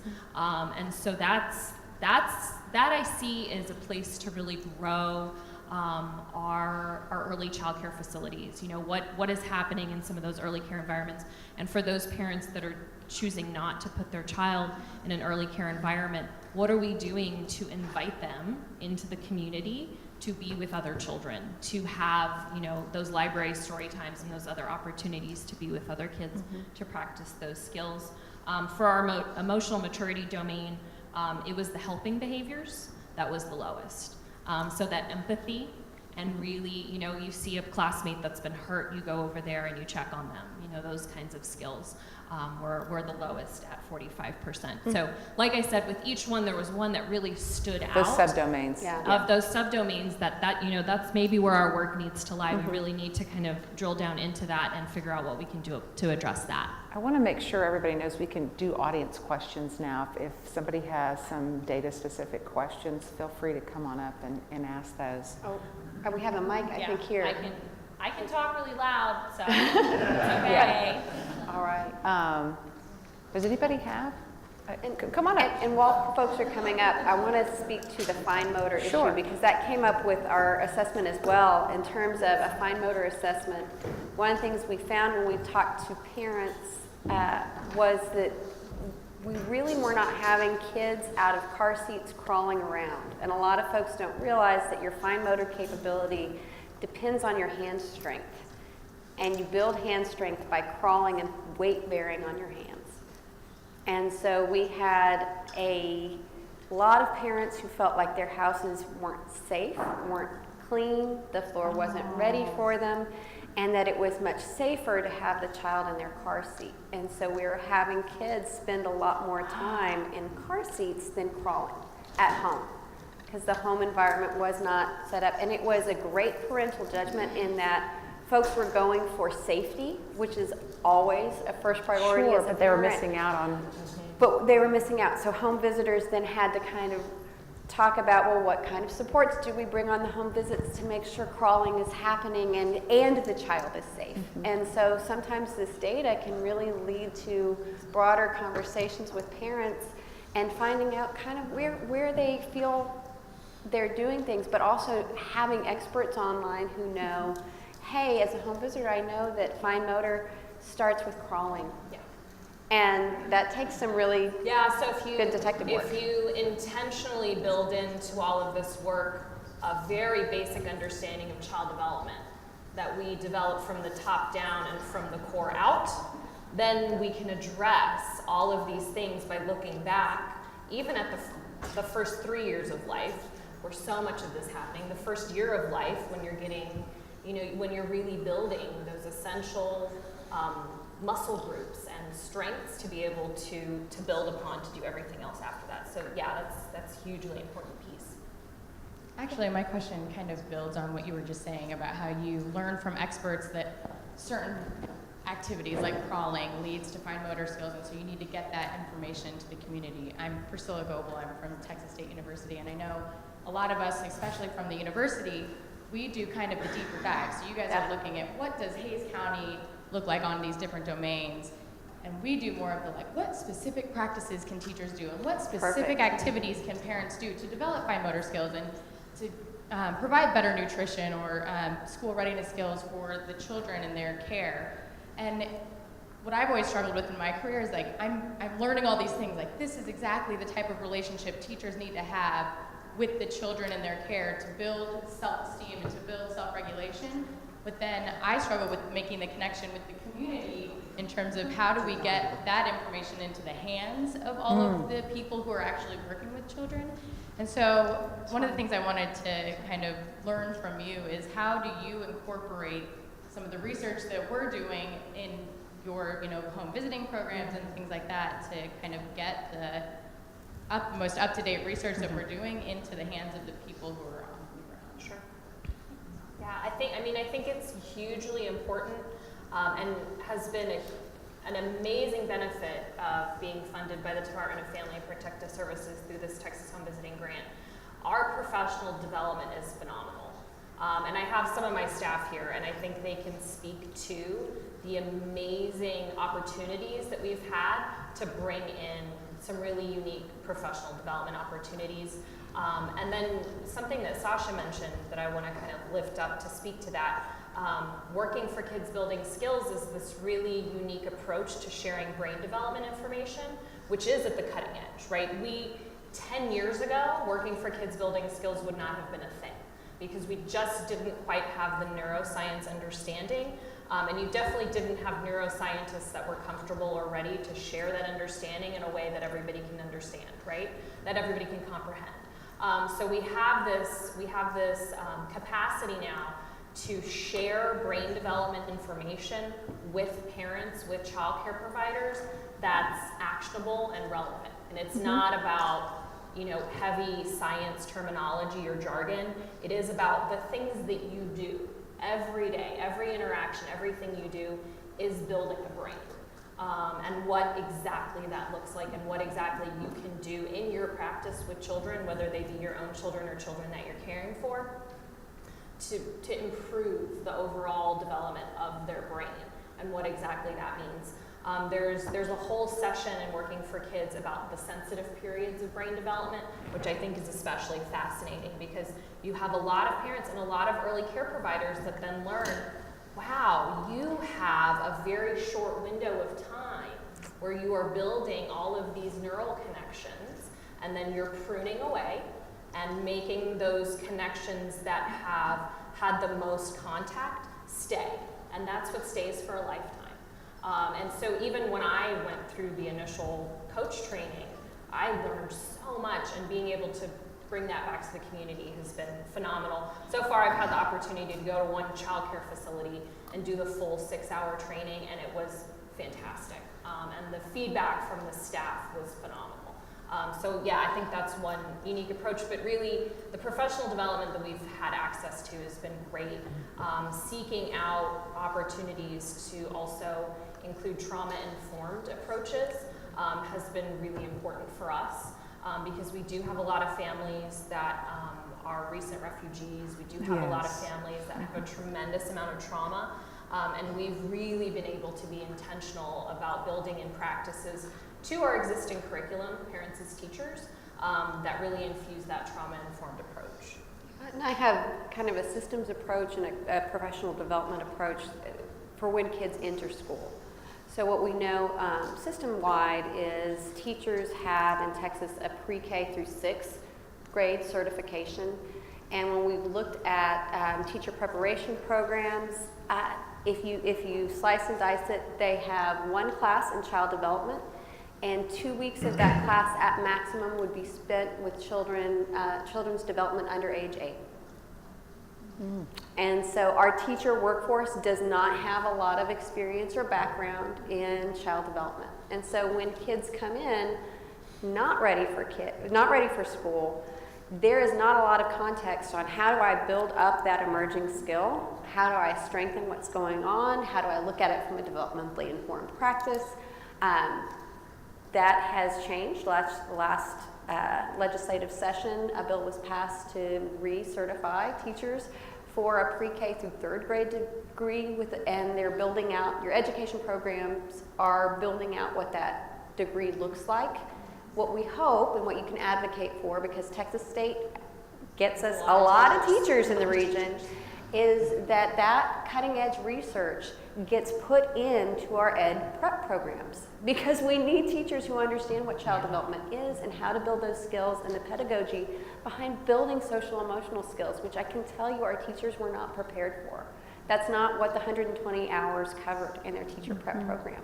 And we want to get it in there. And from a continuous development, teachers are required to have ongoing professional development, and we want to make it meaningful. And for teachers, they get to choose what they take. And so if you can say, this will help you build relationships with your kids, this will do it, teachers really like that. And then approaching school districts, one of the best ways we see it is professional learning communities are fantastic ways of getting hands-on learning that are relevant to what you're doing.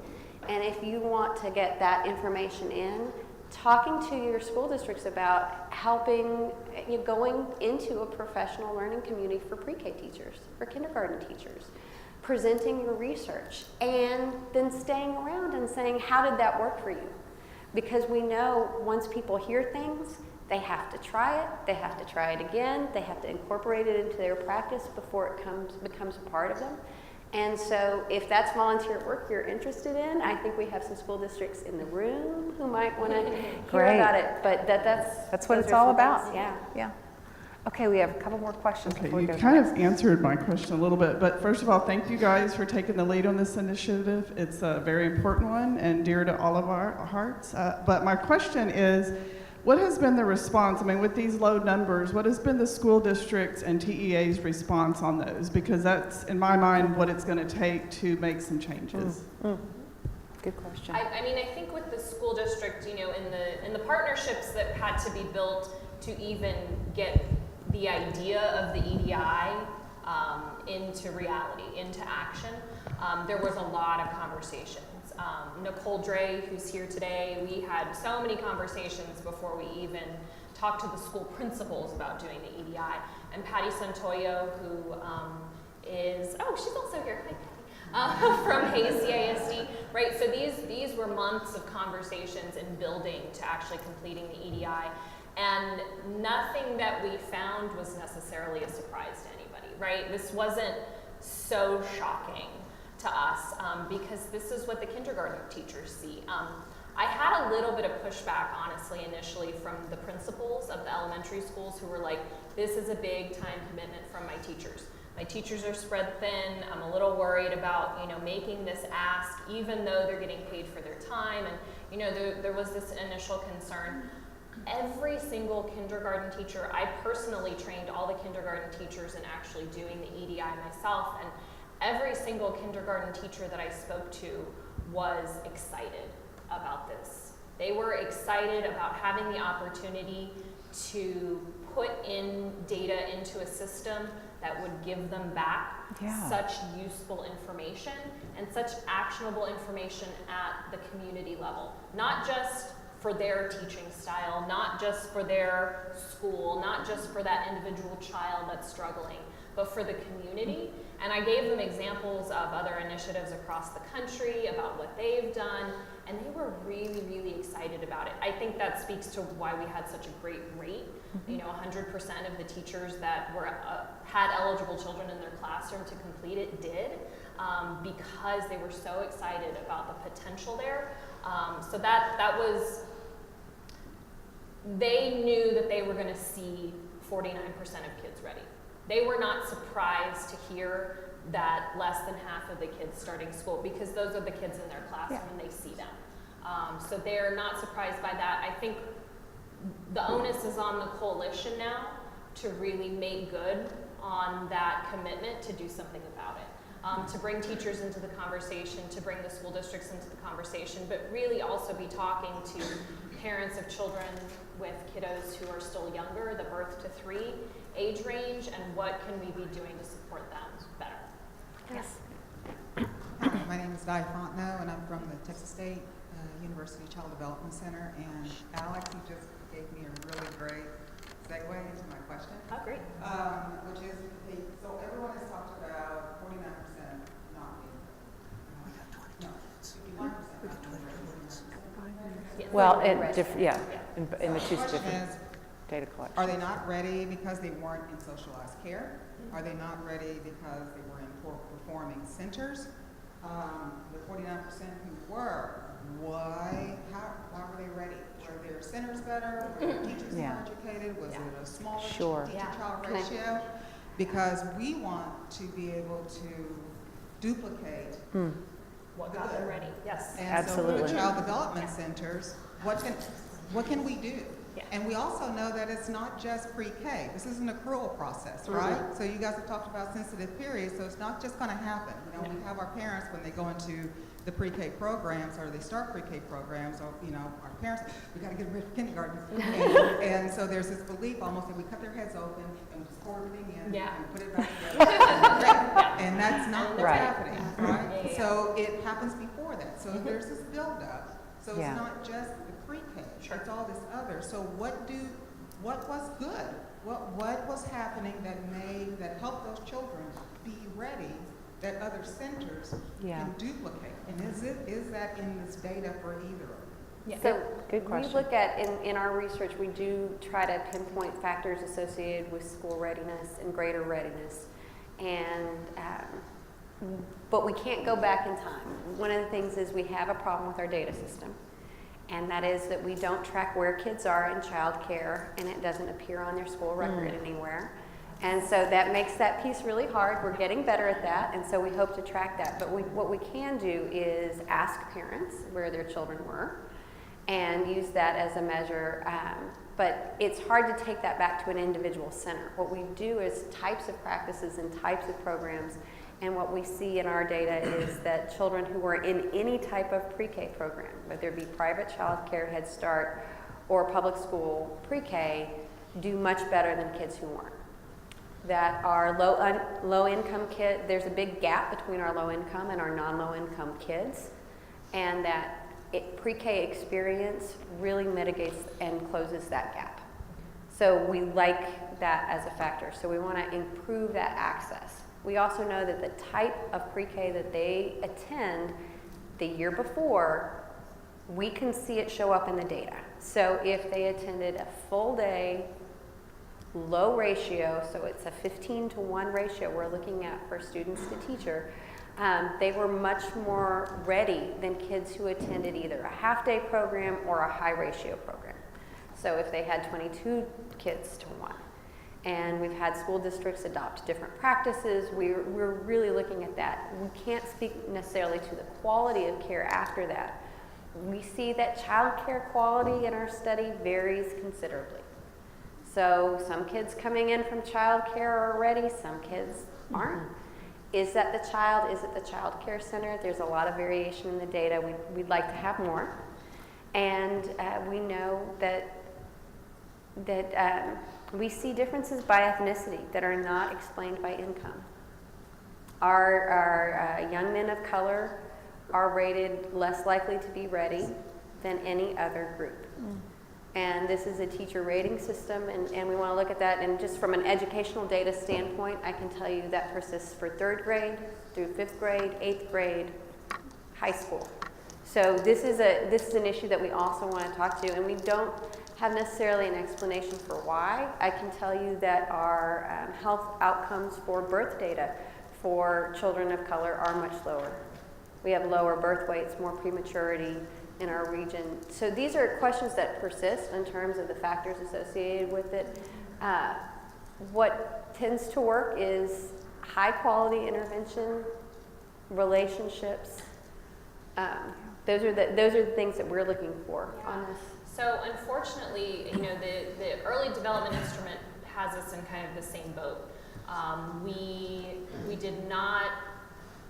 We don't have the capacity to say exactly where these children were before they started their kindergarten year. Mostly because the school districts are not necessarily tracking that data or not tracking it on all children. Unless they came from their own school district funded pre-K program, then obviously they would know those kids. So we do have some capacity with the EDI to then look at the children that we're attending. In San Marcos CASD, we have full day pre-K. In Hayes CASD, we don't. So right there, we have a comparison tool, right? So we can look at those kids that were attending the school district pre-K. Children who came from home, children who came from private childcare, we don't know. And that's really unfortunate. And I think we need to, again, as a coalition, talk about that as a strategy, right? But that we need to be really intentional about collecting that data about where these children were before they started kindergarten. Out in the hallway, you'll see one of the EDI maps that I included in the data walk out there is one that is showcasing at the census tract level enrollment in pre-K. And that's a combined number, percentage of children from that census tract that were either in the school district pre-K, a private childcare, but only after age 3, and Head Start. Okay. So that data, that map out there is specific to children who are over the age of 3. So that's essentially the 2 years before kindergarten that we would be looking at, where we really need to be looking at. I mean, my youngest child started daycare at 6 weeks. He's been in some kind of formal care setting since he was very tiny and still is today, right? So we do need to be looking at, you know, where are these children from the moment they leave the care of their parents, and that as it feeds into kindergarten readiness. And then as a coalition, you know, what can we do when we see these wide variations in quality? What can we do as a community to shore up the work of those child care facilities potentially? We're running out of time. Maybe a quick question, and if y'all could make the answer brief. I want to make sure we get our third panel in before it gets to be lunch. My question is really quick. You talked about legislature being passed to focus more on pre-K to third grade. My question is, is there any language when it comes to preparing our teachers when it comes to working with parents? I found a lot of times first-year teachers having trouble working with parents, verbalizing concerns, or even bringing them in as partners. So I want to know if there's any movement of preparing our teachers when it comes to family engagement. Good question. That is going to be very district specific. The educator prep programs do not necessarily focus on a large part of having conversations with parents. There is, I think, one class on looking at that, but there is in the Texas pre-K self-assessment and part of House Bill 4, which was raising the quality of pre-K, there was a deliberate focus for pre-K teachers on building family engagement systems. Also, the Texas Literacy Grant, which wrapped up, also had a family engagement piece. So our pre-K teachers have to have a family engagement plan. How robust that plan is and how well the training is to have that family engagement is there. And I can say from working in family engagement, there are lots of different trainings that you could take about how are you doing this. I think the best ones are about building common goals with parents and listening and making sure parents have a voice in a program, Unfortunately, when we get to our school systems, a lot of it is about, we are going to tell you what you need to know. Here is the information. You are now engaged.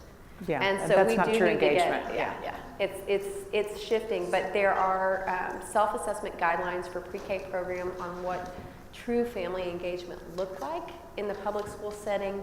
It is only for pre-K right now. I want to thank all three of you. This has been very enlightening, and I even understood the numbers. Laura Koenig, Alex Milias, and Christian Duran, thank you so much for this presentation. We really appreciate it.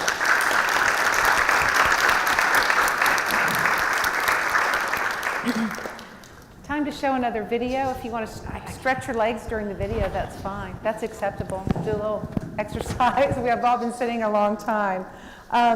There's another great program right here in San Marcos. It's been helping families for many years. It is the Greater San Marcos Youth Council, and we want to take a look at that.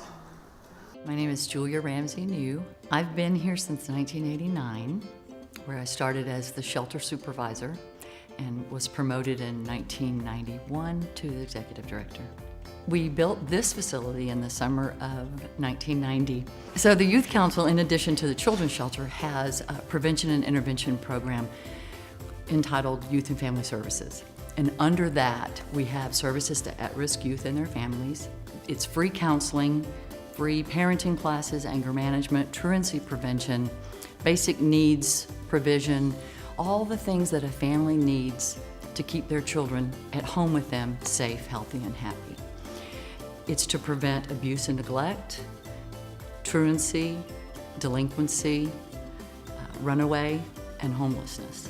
I think it's safe to say that every parent wants to do best by their children, but it's extremely challenging to do so. And so we provide the support services so the families can do that and children can stay at home.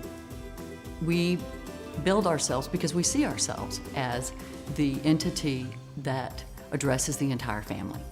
Through our basic needs, we provide diapers, we provide shoes, clothing, primarily to the clients, the families that are already in our counseling program. The difference that I think we see in the families that we serve is they're reminded of what they're doing well. And they have a resource, they have a place they can call 24 hours a day, 365 days a year, and get a live person to help them work through if they need it the next time. Since we've provided prevention and early intervention services, there have been at least 300 families a year that have been positively impacted. Families who benefit the most from our services are those who are seeking a sense of community support. Through the prevention and intervention services that we provide, we can keep children in their own homes, safe, healthy, and happy.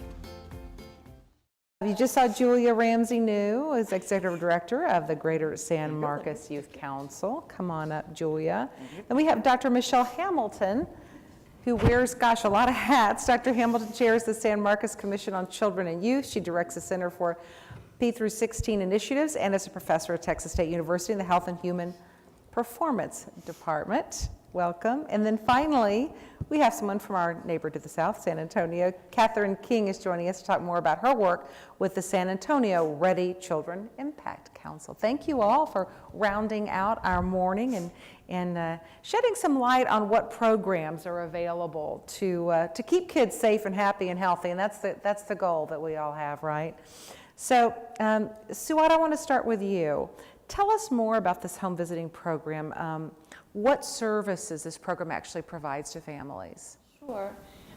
First of all, I would like to thank each and one of you for coming here and being here. It's really exciting and it creates so much energy for the work that we do. And I think one of the rewarding things, Community Action started its early childhood journey in 1965. And in 2015, when the opportunity came, we felt the community is ready to expand services in a more intimate way. That's what Texas Home Visiting does. Mm-hmm. So we received the grant, and Alex expanded on hands-on services that we do. And I think the biggest success was that is really working collaboratively with individual approach with every single family, and we serve 160 of them. And it's double number of children, so I think that we're making a bigger impact in joining this community of early care by providing yet different diverse services that are much needed. But also this grant was well designed, and I would like to thank DFPS because the training opportunities were mentioned, and they're just fascinating. But also structure, how we were guided to implement the coalition piece of and they ignite the community in a positive, constructive way, because I think that we all, and we're heard today, there are so many opportunities, and we all work hard, and we want for families and children to succeed. But I think what this grant brought to the community, to Hays County, an opportunity to look at data that we were based in and create this pathway to allow us to really piece pieces together and work. For us, I think that we took the data and with the internal resources, we reflected on what immediately we can do as a program. And within the coalition and the work, two big initiatives were born.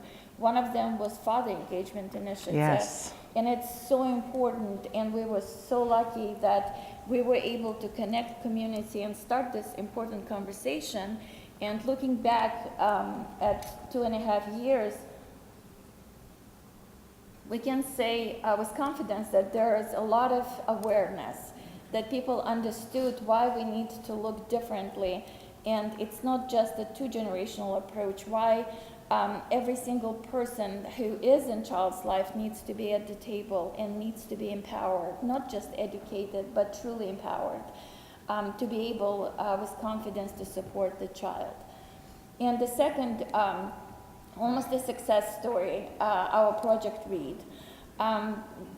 We have 2 bookmobiles that operate in Hays County, and we installed several little free libraries that enabled us to support educators, not just families, because our bookmobiles go to local child cares. And we have a lot of success stories at one of the local child cares. Parents brought 2 suitcases of books to the bookmobile, thanking our bookmobile driver, because when she comes, she does puppet shows, she does storytelling, and it's just a different experience. It's basically like a field trip on the bus. Yeah. So it's very interesting how this brought childcare providers to the table. So all pieces of this grant really enabled us to open venues, because I think that looking at the data, we get overwhelmed with that. But when we talk about who needs to be at the table, and we all agree that it's every single one of us, everybody has a place, like LaShonda earlier mentioned this diagram, it's all of us, and the child is in the middle.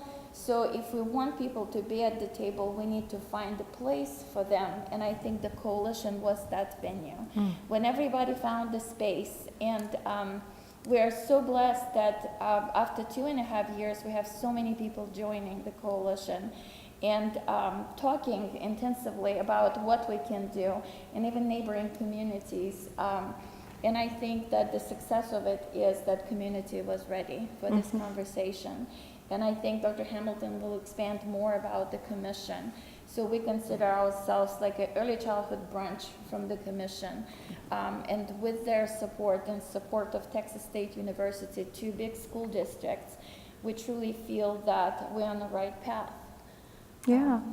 Well, I'm going to segue over to Dr. Hamilton then, because I think you two will be kind of complementary to your comments.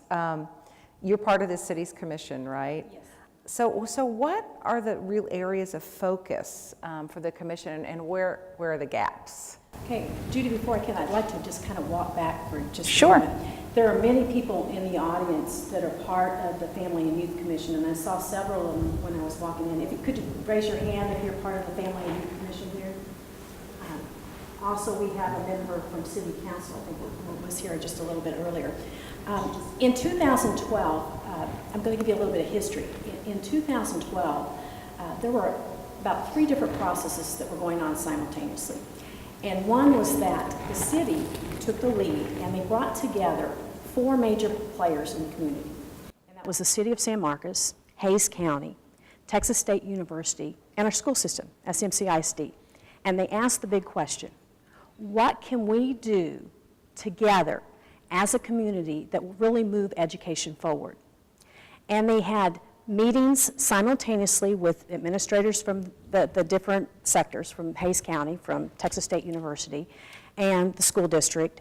And they also had community meetings where they got a lot of parental input, and a design team that took all this input, aggregated it, and designed a youth master plan. From that youth master plan, the city passed an ordinance which essentially formed the Family and Youth Commission. I see. So the city council really took the lead, the city of San Marcos really took the lead, and for that I'm very grateful, because I think it's one of the things that has really given our commission so much impetus. Our commission is formed from all kinds of sectors, from the business community, from the medical community, from the mental health community. We have representatives at the table every month. And so we've been able to sit around the table and really talk about issues and about how they affect family and children. Okay, so back to your question. One of the things that you asked me, what are the areas that we focus on? We focus on strengthening families and children. We focus on mental and physical health. We focus on kindergarten readiness and how can we support children as they begin to be ready for school. And where do you think there are gaps? I mean, what do you think still needs to be done? Well, in terms of the gaps, some of the gaps I think were mentioned earlier this morning. I think that there's a huge gap when we look at physical health. I think it's one of the areas that is not always given a whole lot of attention to because we're very school-minded. We know that there are these objectives that kids have got to get done. We're focused on academic readiness. So when we look at physical health, we know, both from our research and some of our work from the commission, that we did a study in my role as a health and human performance professor. We did a study not too long ago at our local school. And we found that 16% of kids that were 4-year-old were overweight. 17% were in what we consider obese. And so if you put it together, and you've got 33% of kids who are 4 years old are over in that kind of risk category for health problems. That's a significant number. We're not talking about that. But when you can bring people together and say, well, how can we change that? What are some of the things that we can do? Then you have a chance to address some of the issues that may not be focused on in other kinds of areas. So I think that's areas overlooked. I think another area that's overlooked is screening before kids get to school. When we look at services such as early childhood intervention, the 0 to 3, and we look at very vulnerable populations, and we look at things, kids who have autism on the spectrum, or kids who might have a speech impediment. They're not always being picked up by ECI because of funding or because of other issues. And when those kids get to school, they would have a much better chance if they had had services in that 0 to 3. So I think that's a gap. Okay. Julia, I want to move over to you, and we saw the video, and we know that there are, basic needs that families have that they come to you for. If a family comes to you in crisis, how do you really determine what area to focus on? Because sometimes it's multifaceted, I'm sure. That's a very good question. One of the things that I wanted to address, someone had a question earlier about how do you, I believe it was Monica, how do you be non-judgmental with these families? Right. And so for us, the big thing is when you walk in the door or when you call our agency, you're going to feel welcomed. And I'm sure that we all do this with our families because it's hard to ask for help. It's hard to walk in the door, it's hard to call. However, we've all needed help at one time or another. And so we spend some time on the phone if they call, we spend some time with them. Sometimes it's simply in the doorway. We had a grandmother who's raising her grandchildren show up this winter and didn't have a heater. We keep heaters and fans on hand, and we were able to give her a heater and some blankets. The family knows they may not understand how to advocate for what they need, but they know what they need. And they know what's going to work best for them. So we ask the questions to determine what that is. Catherine, I'm going to move over to you, our neighbor in San Antonio. San Antonio is kind of organized to address the needs of some young children. So tell us some of the priorities of the council that you work with. So just to give you a little context, right. I work with the Ready Children Impact Council, but we also have the Ready Kid SA Coalition. And Casey McCormick, Dr. McCormick, wasn't able to join us today, but she really spearheaded that council. And that evolved through our maternal and infant early childhood home visitation grant. So, was I being tested? Did I pass? You got it. So through that grant and through the state, we were really afforded the opportunity to really create a coalition of coalitions. So as many communities, there's incredible work being done. There are wonderful programs out in the community, but how are we coming together? How are we measuring the same thing? How are we going through that visioning process to determine what our results are? And so Ready Kid SA was really able to spearhead that work in our community to bring partners together. So through that and through the results-based accountability framework, we were able to really go through that visioning process. We know that community work is very complex and there's a lot of issues, but how do we flip it to the visioning side? What would our perfect community look like? What are those results that we want to achieve? And then how are we going to measure them? How will we know if we're successful? And then what are our action steps to achieve those? So through that, to get to your question, I'll get there eventually. No, that's all right. No, we developed great. 3 results, and we're measuring those through 9 indicators and a variety of strategies that are going into place to really move those indicators. And so what Ready Kid SA has done for our community is develop the scorecard through results-based accountability. Marcos Marquez was our facilitator. And we always say, community work is like herding cats. We like to say herding lions, right? Because it's very powerful work. So that would make Marcos our lion herder, or lion tamer, in the RBA process. But what it did, especially for the council that I support, is I was able to work with our volunteers that sit on the United Way Ready Children Impact Council board, and we took that work and we really put our stake in the ground around 3 results and 4 indicators. So we didn't absorb all 9. We don't have the capability to do that. There's not going to be one organization that can say, you know what, we're going to solve child abuse, or we're going to solve this area. So we said, what can we wrap our arms around? What can we pledge to do? And so now, because of that work, we're able to go to other funders and say, what can you wrap your arms around? How can we measure together, and how can we move forward in this? Now, we want the audience to continue to engage and ask some questions, but we're going to change our format a little bit. We want to show you our final video before we take a deeper dive with these wonderful ladies. And this particular video is about a local program that's focused on literacy needs. So let's run that one. United Way believes every child is born learning. The Born Learning materials are research-based and designed to help teach parents that it's their job to be their child's first and best teacher. There are 4 distinct methods to the Born Learning program. We have our Born Learning Trails, our Born Learning Academy, our Born Learning Booklets, and our Born Learning Communities.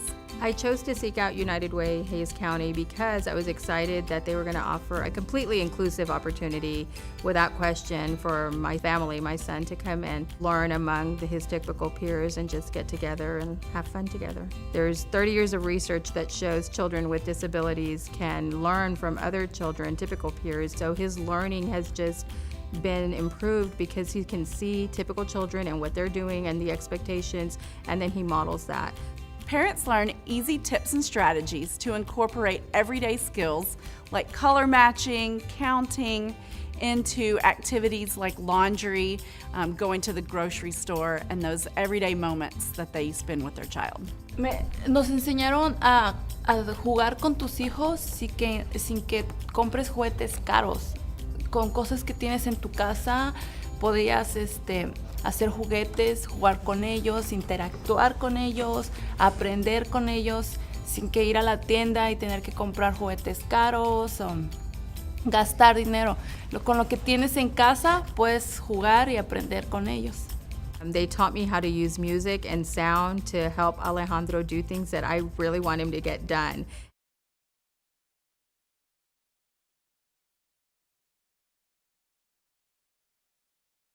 Uno de los tips que me dieron fue cuando ellos están gritando, llorando, me dijeron, respira, déjalos déjalos un ratito, también ellos necesitan tiempo y no te alejes mucho, pero aléjate y ellos solitos van a reaccionar y van a verte y van a calmarse. The Born Learning Academy is how we get to see the program in action firsthand. United Way of Hays and Caldwell counties uses the Born Learning program as our primary tool to engage parents. One of the things I thought of, though, we haven't talked a lot about is children who have developmental delays and really special needs. How does that factor into this whole picture? Who would like to tackle that? I can talk. Okay. I don't know what's wrong with the microphone. We can hear you. I think that we as an agency have a very inclusive approach. We intentionally recruit children with disabilities and developmental delays into the program in Head Start and Texas Home Visiting. And we ensure that developmental screenings enable us to really tailor services to meet children and the families where they are, and also provide support to parents. Mm-hmm. Collaboration with United Way is a perfect example when we can engage our parents and the families in general, provide resources, school districts, and the ECI programs. So we work collaboratively to make sure that, first of all, we identify children as early as possible. And Dr. Hamilton mentioned that it is a huge gap because not every single child care utilizes those early screenings. So as a coalition, we actually discussed, and it is a priority, as soon as possible to start those early screenings on every single child in Hays County, to give us baseline data to identify what training teachers need, what support community need, how we can engage Texas State to provide training. So I think it's a big conversation and it's a great question. How do we make, and I think earlier Ben Grijalva from San Marcos CISD asked question, dual language learners. I think that it all creates a picture, us being intentional, including every single child, and taking into account what tools they need, what tools families need. So, do you guys have questions? Come on up, please. Oh.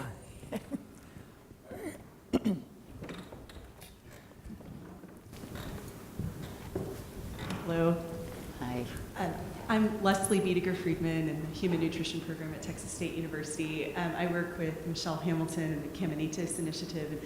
And I'm spearing a little bit off of what Michelle said and then what Suad just brought up right now, and working with some of those assessments with early childhood and bringing training in.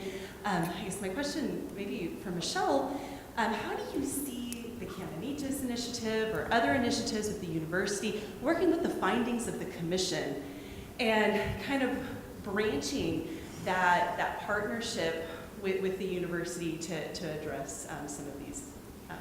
Well, one of the things I'd like to talk about the Camanitos, to tell you a little bit about what it is.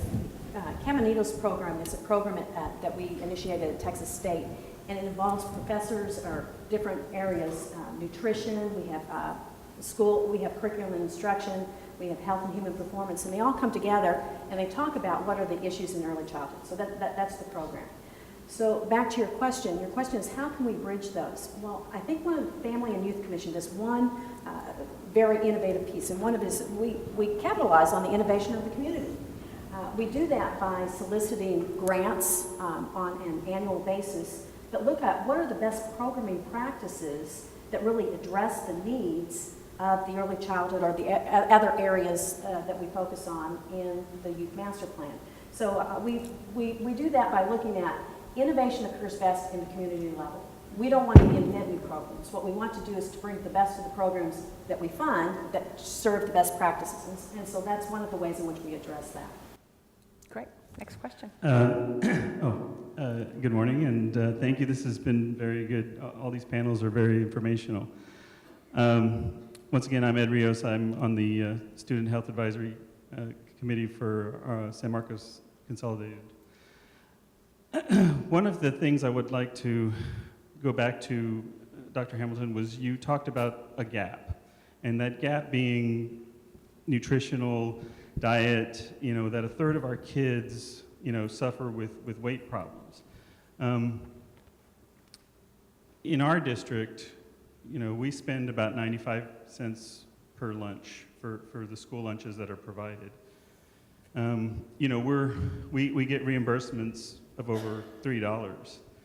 I'm wondering, as organizations in our community, what are some of the things, because there's a lot of power up here from a community perspective, what are some of the things that we're doing to influence nutritional value or better lunches in our schools? Because, for a lot of families, these lunches are all the meals that these kids are getting that are essential, that are going to have all the nutrients, and that directly impacts their ability to learn. So I'm wondering, you've identified some gaps. Have you identified ways to address those gaps, and particularly with the school lunches? Well, first of all, I'd like to, the woman that was just up here, Dr. Leslie Biediger Friedman, I think she's been very instrumental in approaching the school board. When you see the next school board member right next to her, which is Miss Ann Halsey, and a lot of them have come up with some solutions. One of the things that the school board has just done is we've made all lunches free in San Marcos. So that's huge. To have free, it's not just free and reduced lunch, it's for everyone. Wow. So, Anthony Hann's coming up here. Another thing that Leslie has been working on, she was, I think, helped start, we have in the summer, and if you think about summer, kids being vulnerable, summer's a particular time where they're vulnerable. And one of the things that I think was helped initiated at the school district level is we have a bus that drives around and goes to some of our most vulnerable communities and delivers lunch to them in the summer. And so those are some programs that have really started, and those were grassroots programs that have come from community members who are interested in nutrition and have really brought the issues to bear. I'm Ann Halsey. I don't have anything to add to that specifically, but I do want to thank y'all for doing this. It's such a great forum. And I have a question for Catherine. So in San Marcos, we have a pre-K program that is full day, but it is income qualification based. And I know in San Antonio, y'all are doing something a little bit different. And I wondered if you could talk about the San Antonio pre-K initiative, how you went about putting it together, what it does, and ostensibly as a model for something we might be able to follow here in San Marcos. Great. So I will share what I do know about San Antonio Pre-K for SA. So based on increasing the tax rate by just a portion, I think it was 2 or 3 cents for the tax rate, we were able to open up several Pre-K for SA sites, which are really quality accredited care provided to families in San Antonio, and it's free or on a sliding scale. And they just released their most recent report with the data behind the children being ready for school that have gone through Pre-K for SA. Next question. Thank you. Darianne Krupinski with the City of San Marcos WIC program. We serve a 5-county area, but we are based here. There are definitely some gaps. I do feel like there are a lot of services everywhere throughout San Marcos and Hays County, but we haven't yet been able to connect the dots. So WIC is a nutrition-based program, right? And we focus a lot on nutrition education. But same thing, we have families come through our doors that have other issues. We talk about, we don't just feed them with our WIC information anymore. We want to build goals with them and focus on what they want for their families first. Sometimes it's not nutrition. Sometimes it's how do I pay my light bill? How do I, get them into, one of these programs? And so the services are there. It's kind of just a matter of linking them with them. A lot of times they feel like, I participate in this program, I can't access everything. And so I think we need to do a better job of making sure there's no stigma attached to taking advantage of everything that's out there.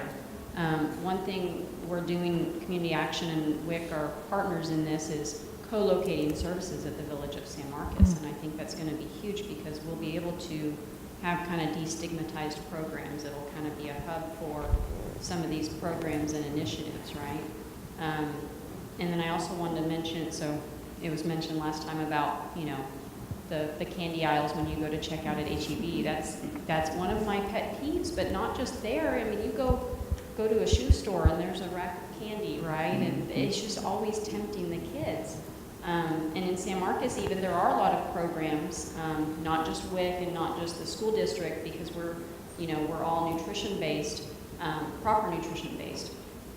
But we're fighting an uphill battle sometimes because there are some programs out there that provide food, right? We're fighting hunger, so kids aren't hungry, but it's not nutritionally sound, and so they're not getting that. So we're still seeing an increase in childhood obesity and things like that. So I don't have any answers, but there are definitely some gaps that we see even at WIC.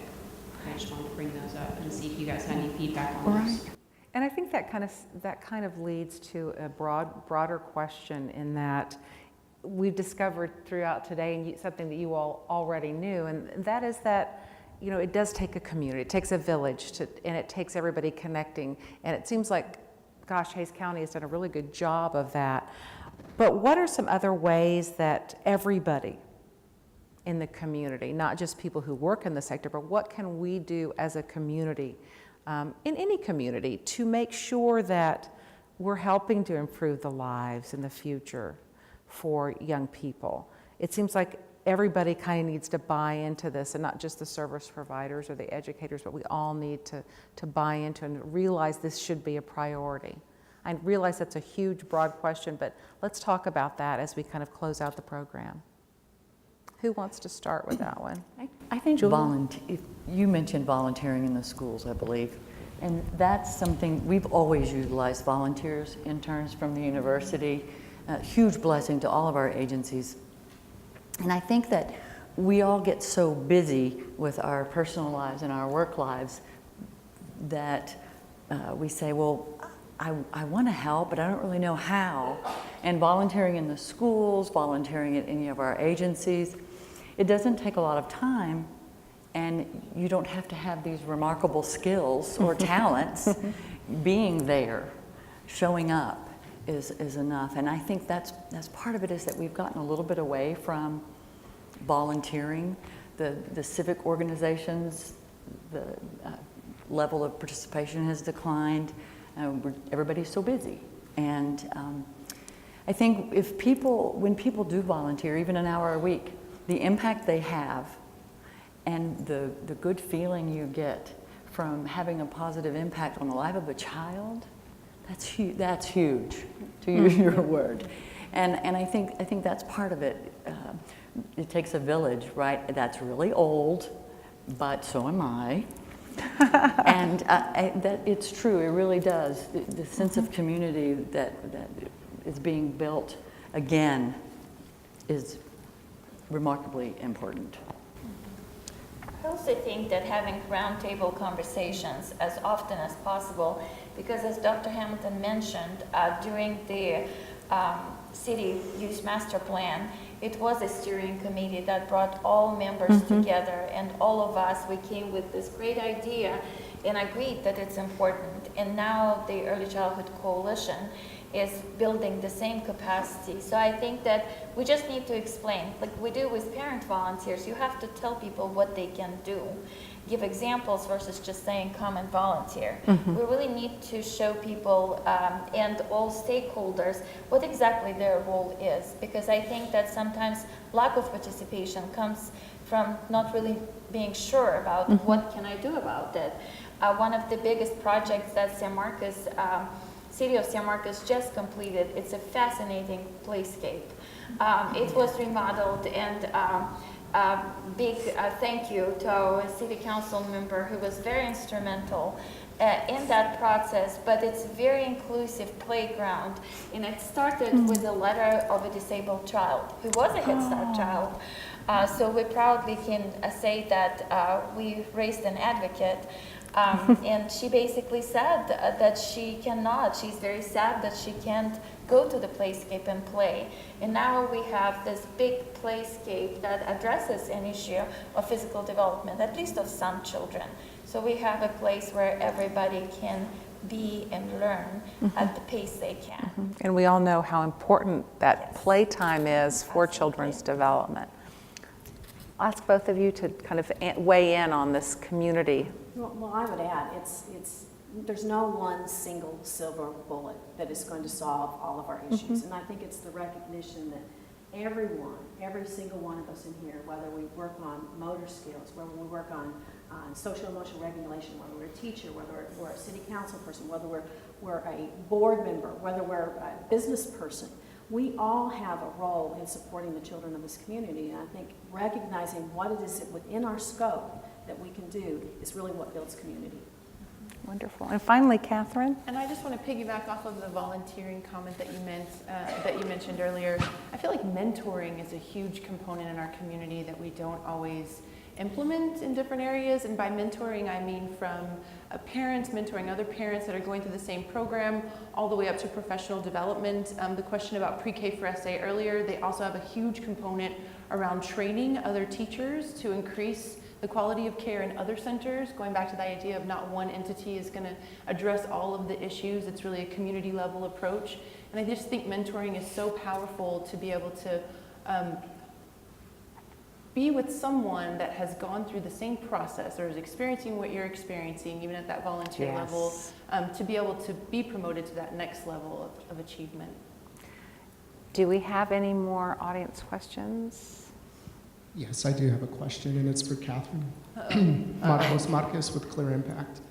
And Catherine, United Way of San Antonio and Bexar County plays multiple roles in the region. So you are, of course, the backbone organization supporting the Ready Kid SA Coalition.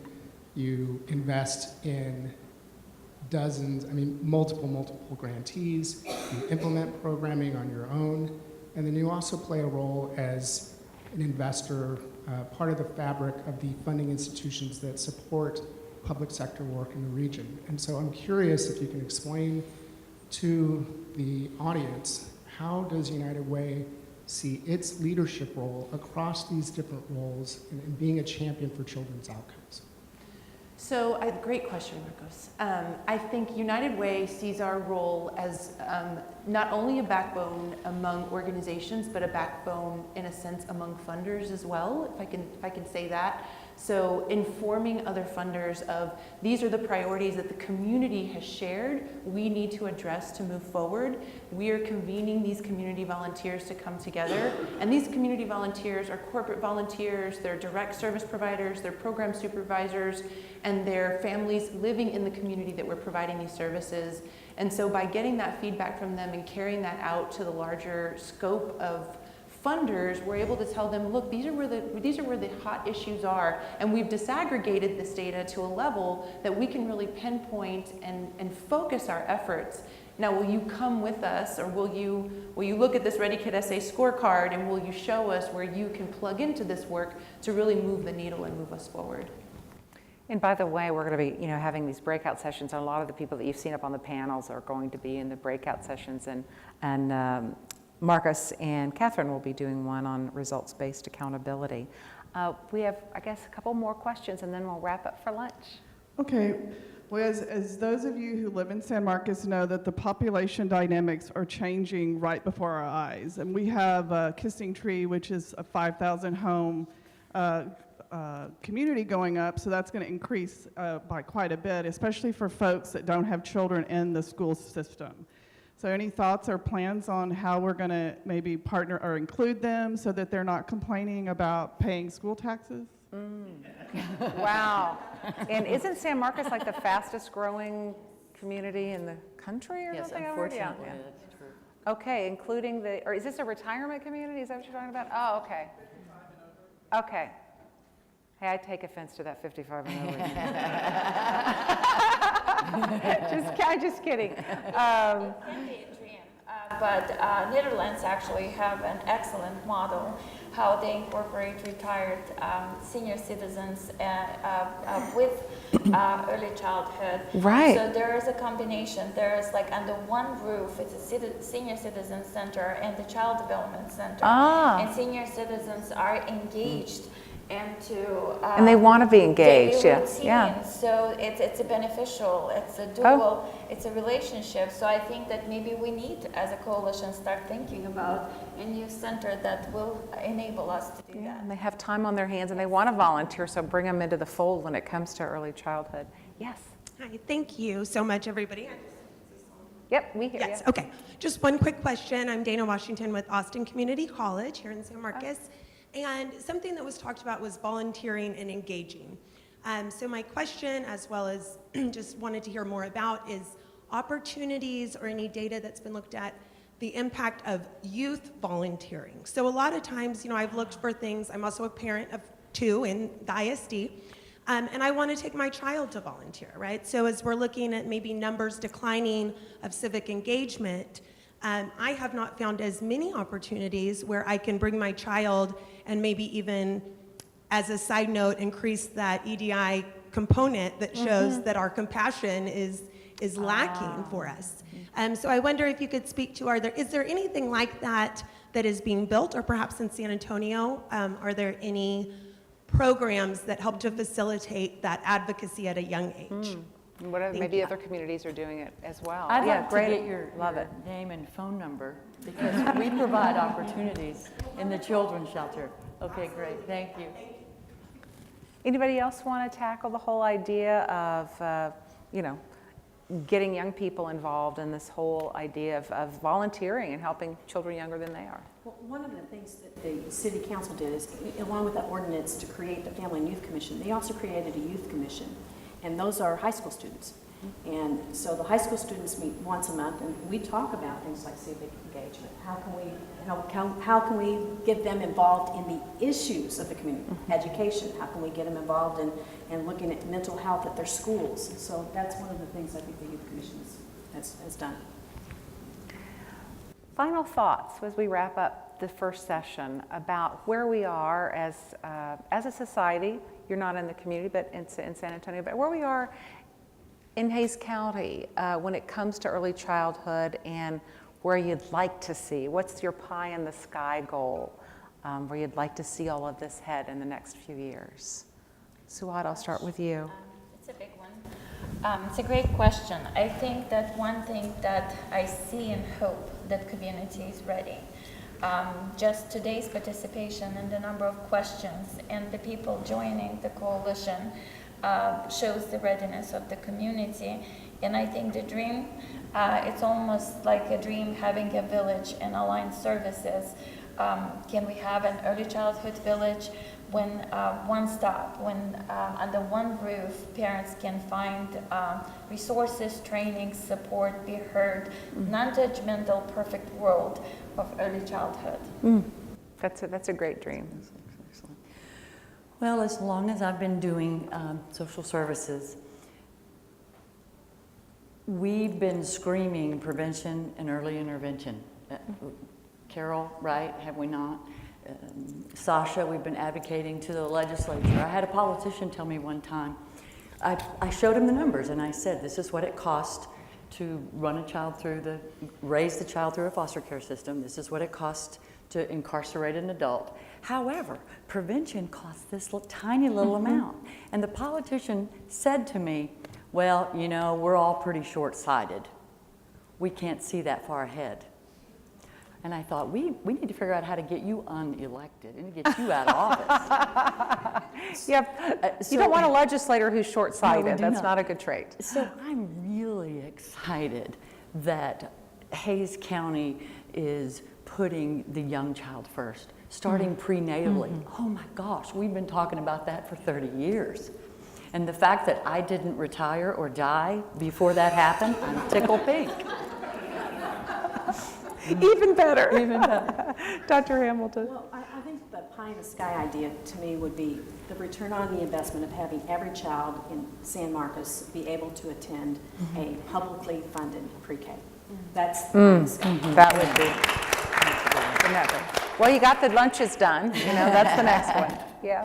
Catherine. I think for us as a neighbor, we share a lot of those same pies in the sky.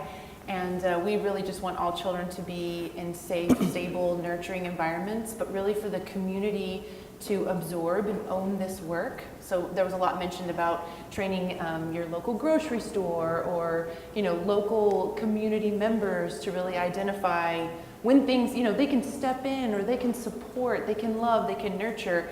The way we're going to change the system is by having the community involved and owning the work And so that's really our dream, is that not every parent needs a home visiting program when there's a community support system that's available to nurture them as they're going through this. I think nurturing community support system is well entrenched in San Marcos and Hays County, and sounds like in San Antonio, and we just need to keep expanding and keep talking about it and having more of these summits.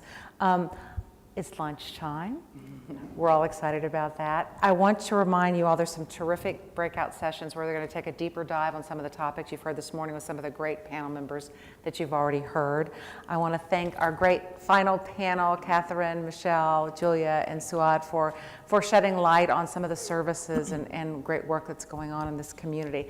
Thank you all for your attention. Thanks for allowing me to be part of this morning discussion. I learned so much and got some wonderful story ideas for KLRU as well. So enjoy your lunch, and thank you all for being part of this discussion today. Thank you.